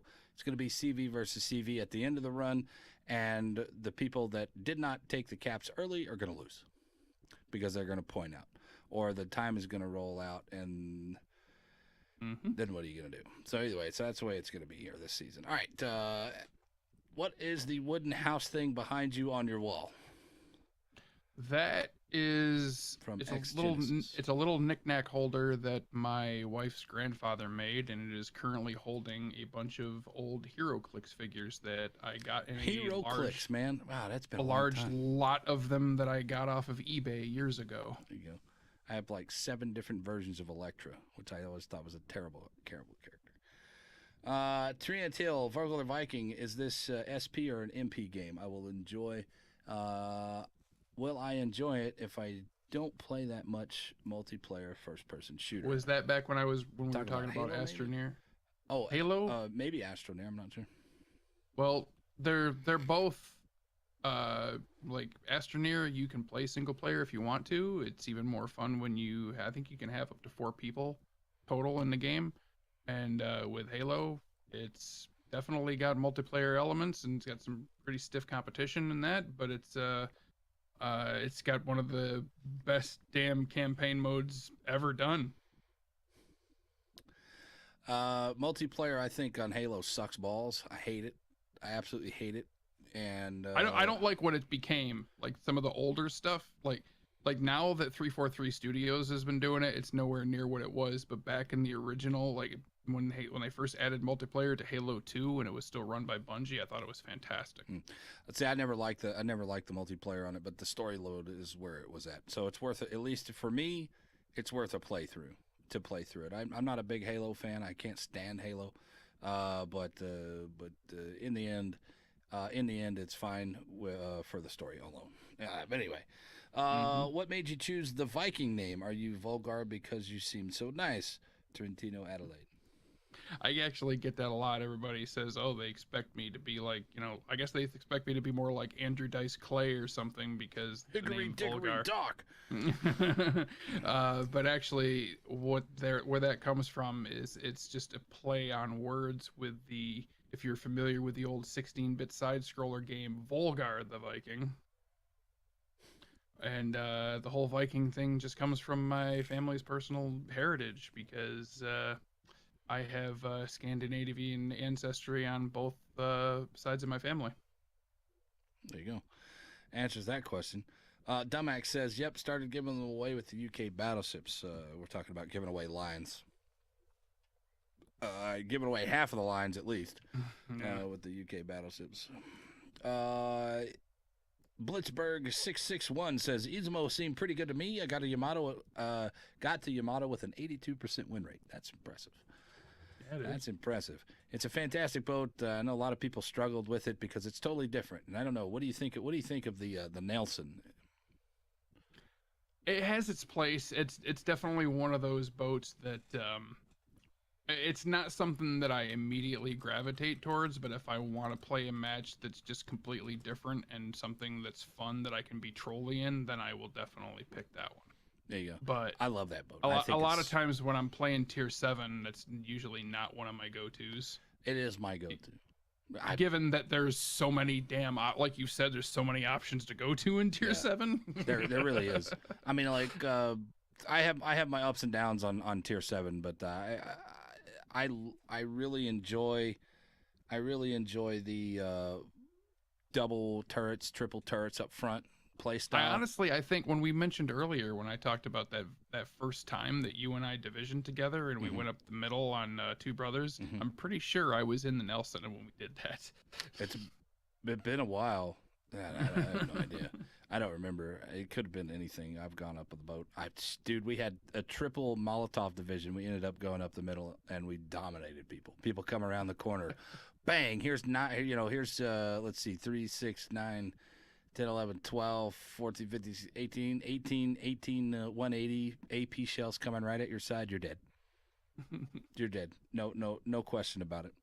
Vulgar the Viking, this is also from Trentino. Just about to finish a U.S. destroyer line. What line should I work on next? 4 months on NA server, and I learned from all Twitch streamers and Servenom. There you go. Oh, NA destroyer. If you like playing destroyers, and if you haven't done it yet, I'd say go up the Japanese line. Yeah, See the others. See the other side of the coin. You got a lot of them. There's a lot of good destroyers out there. My personal recommendation is the American destroyer line first, up to at least tier 7. After tier 7, it gets really good. Because it will teach you how to use your guns more than torpedoes, because you have shit torpedoes until you hit tier 7, and that's late tier 7. Now, one thing you will find in going up the Japanese destroyer line after doing the American destroyer line is when it comes to playing a torpedo boat, you're going to have a slightly easier time because the Japanese boats will have torpedo range that is greater than their concealment much earlier than the American destroyers do. If you remember, the American destroyers in the lower tiers, their torpedoes range is less than what their concealment is, so you have to be spotted to fire them. Whereas the Japanese, you don't really have that problem. Yeah. There you go. Sea Battle Arena is a thing with every shot, single turret only for battleships, or is this rule for every ship? You can apply it to a couple of boats that are cruisers, ones that have a very high rate of fire, Minotaur, Worcester, Atlanta. I mean, anything that has a really destroyers as well. Harry Gumbo, Kitakaze. I end up hitting, I just hold the button down, ripple fire most of the time on those anyway. If they're broadside, then I will salvo fire just to get all the shots coming down at the same time. If they are going bow in and bow out, then I will work the ripple fire to track and try to hit them up. So. Mm-hmm. Very Barring says, I bitch a lot, but then I have problems with anger control, and I cannot help having nice angry rants talking about the community being salty. That's funny. Sea Battle Arena says, I may be playing the CV wrong because I have a huge problem to get consistent rounds. The first battle I do 150,000 damage, and the second battle I only get 50,000 damage. So how they are OP on tier 10. Hey, welcome to the club. I mean, I have met lots of that myself, but I think it mainly is just going to depend on the caliber of players you're going up against, and those that know how to deal with CVs, and those that for the most part ignore them. And how much AA is out there. I find that a lot of people, the people that play good against CVs, cruiser wise or just battleship wise, can make your life miserable.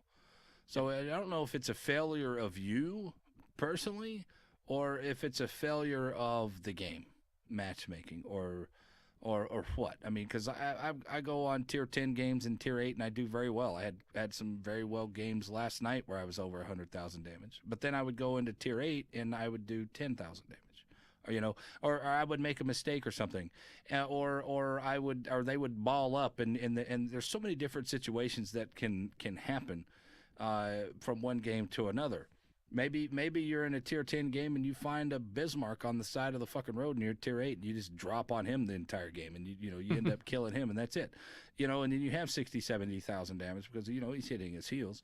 So I mean, my biggest problem, the reason why I have most of the time when I have a low damage game and a CV, it's because I've spent the majority of the game trying to spot those destroyers so that they could be taken out and put the enemy team at a little bit of a disadvantage, or I'm harassing the cruisers and trying to pull them out of position so that our battleships can take them out. And I'm spending so much more time doing counterplay that I'm not focusing on doing any damage. Pretty much.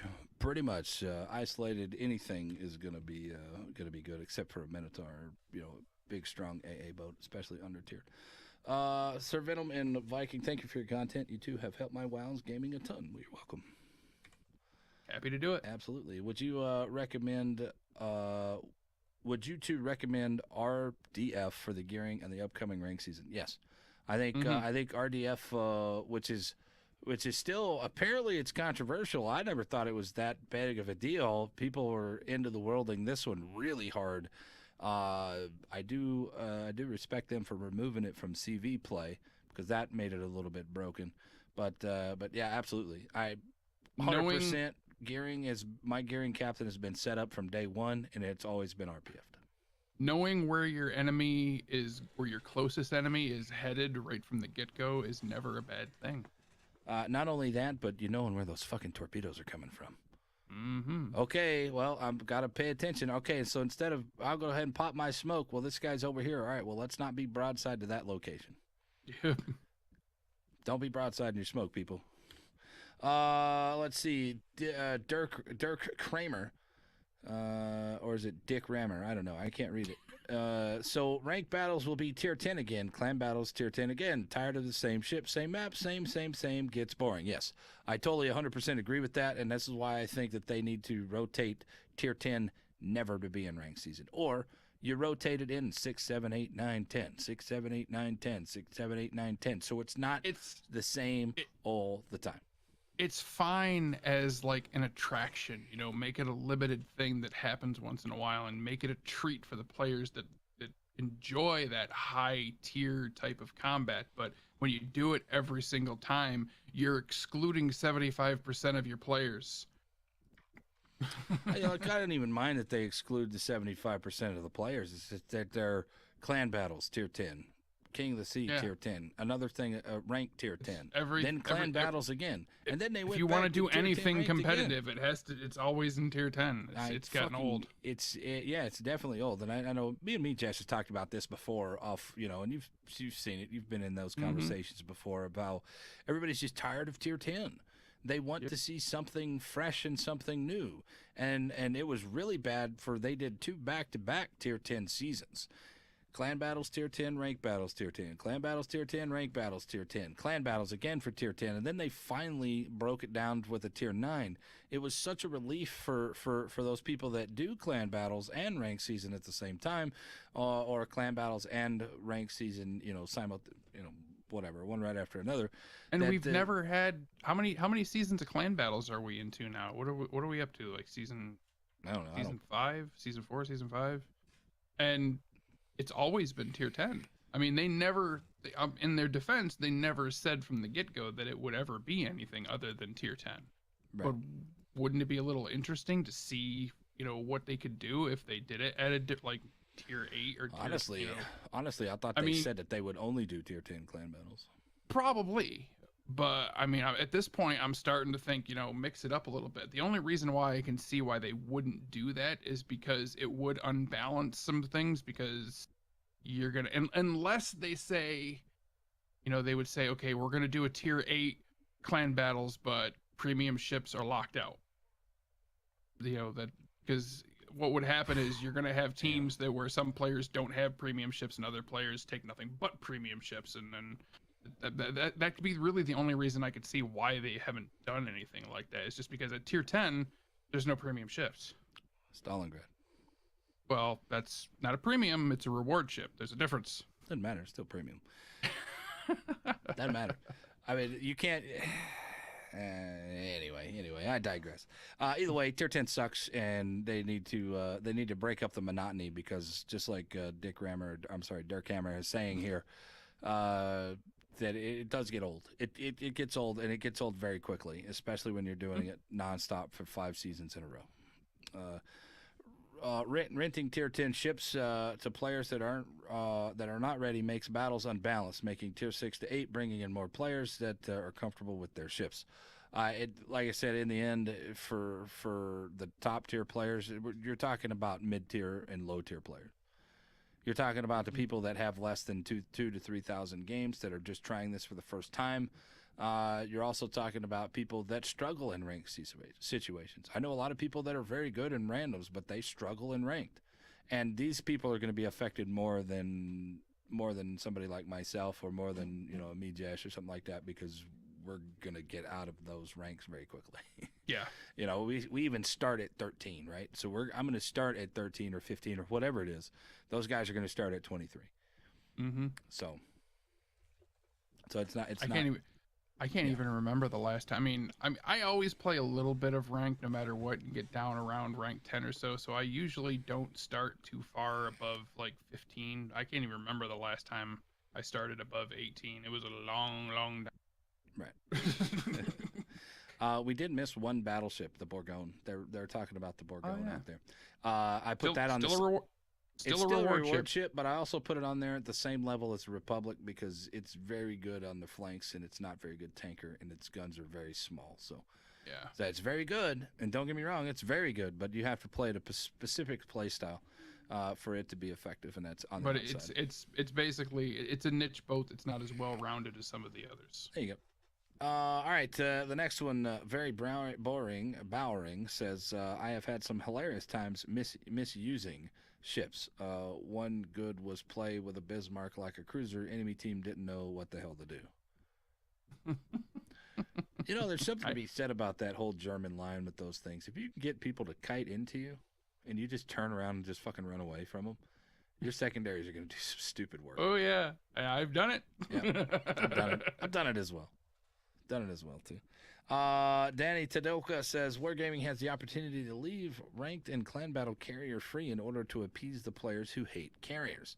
But now they have really pushed this class down our throats. I'm not sure many people will be happy long term. Imagine a new player getting shat on by CVs every game. What's the difference? It's always been that way. Yeah.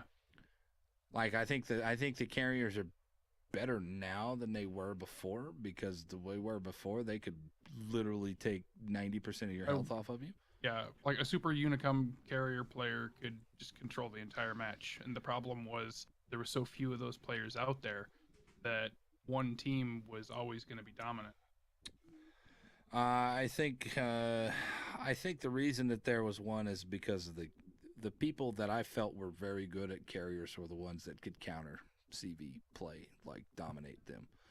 That was always my problem, and I'll be the first one to admit I was not good at carrier play when it was the top-down RTS style, and because my problem was the counter carrier play. Yeah. Once they changed it and made strafing a thing with the fighters, then that just put my game completely out the window, because I could never get a knack for it.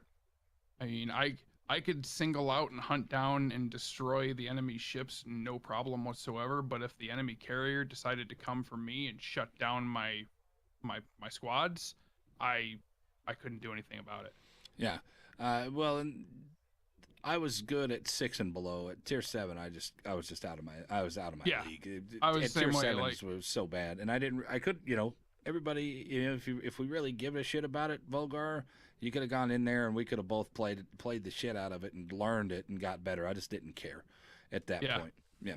Mm-hmm. So there you go. So this one is very approachable by everybody, and there's no counter CV play at all whatsoever, or at least anything that's worth a shit to shut the enemy down. So carriers are just basically free to run around unchecked, and I find that very discouraging and I find it not good. But either way, I digress. Hemerald says, Sir Venom, there are hundreds of games where there are more than one support role, support type characters where people work together and achieve something.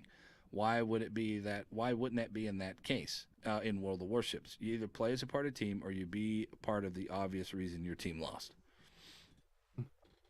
I think that a lot of people out there don't look at it as their support. They look at it as they have to do everything. I have to do this, I have to do this, I have to do that, I have to do that. Then you have the other side of the spectrum where I don't care about you, I don't care about winning, I just want to have fun. Then you have the other side of the spectrum that says, fuck y'all, I'm going to do what I want. Let's face it, the majority of the games that are out there are geared more towards the single player aspect. They may have multiplayer elements, but it's still everybody's still playing for themselves. So you're always gonna be heavy with the players that are out to do the best for themselves, even in a team-based game, because that's just the way the market has developed. No, I mean it's not only that. I mean, I think it breaks down even deeper into humans. Everybody's a human, and the people are raised to be the best of the best of the best. Yep. I have to be the best, so I have to get my stats. I have to do what I have to do. Fuck everybody else. And even if they're not, they're still looking for somebody that they can get one up over. Yeah. Like, I might not be the best, but I'm better than you. Exactly. You know. Vulgar's got a 61% win rate. I've got a 61.1% win rate. Fuck you, Vulgar. That's basically what it boils down to, is we're looking for anything that we can flex on the other person. All right, boys. So that's the last comment that I had that we didn't address already. That is it. This episode is now in the books. Episode 25 with my man Vulgar the Viking. Crush Your Bow podcast, man. Now, Vulgar, I want to appreciate it. Thank you very much for coming on to the podcast. I do appreciate it, man. We'll have you back as soon as we can get it all scheduled. Thanks for asking me. I do want to let everybody know that I approached Vulgar about 2 years ago to do this podcast. Yeah, we were originally gonna co-host this together. Yep, we were gonna do it. We were gonna do it together, and then schedules and things happened and life happened and we weren't able to do it. And I finally got to the point where I was like, God damn it, I gotta do this. I really have a lot to say. And so I finally got it done. And I do appreciate you for coming on to the podcast here. Episode number 25, milestone episode. Actually, we're almost to 100. Right around the corner. Right around the corner at 100. There you go.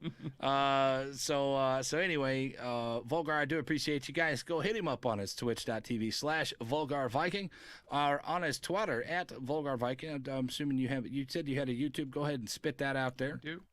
It is YouTube. My YouTube is just Vulgar the Viking, so it's exactly the same as my Twitch and my Twitter, except there's a the in between the Vulgar Viking. There you go. Of course, I am Sir Venom IK. You guys are right here at twitch.tv/Sir Venom IK. You guys can hit me up on the Twitters at Sir_Venom_IK. I do appreciate it, guys. Look for news over there at the Twitter. I will let you guys know when we're going to do another episode. As next week, 2 weeks, I got to go down to Dallas. My dad is having a heart procedure, and I do have to be there. So we're going to take a couple of weeks off, and then we'll come back hot like fire, smoking like a gun.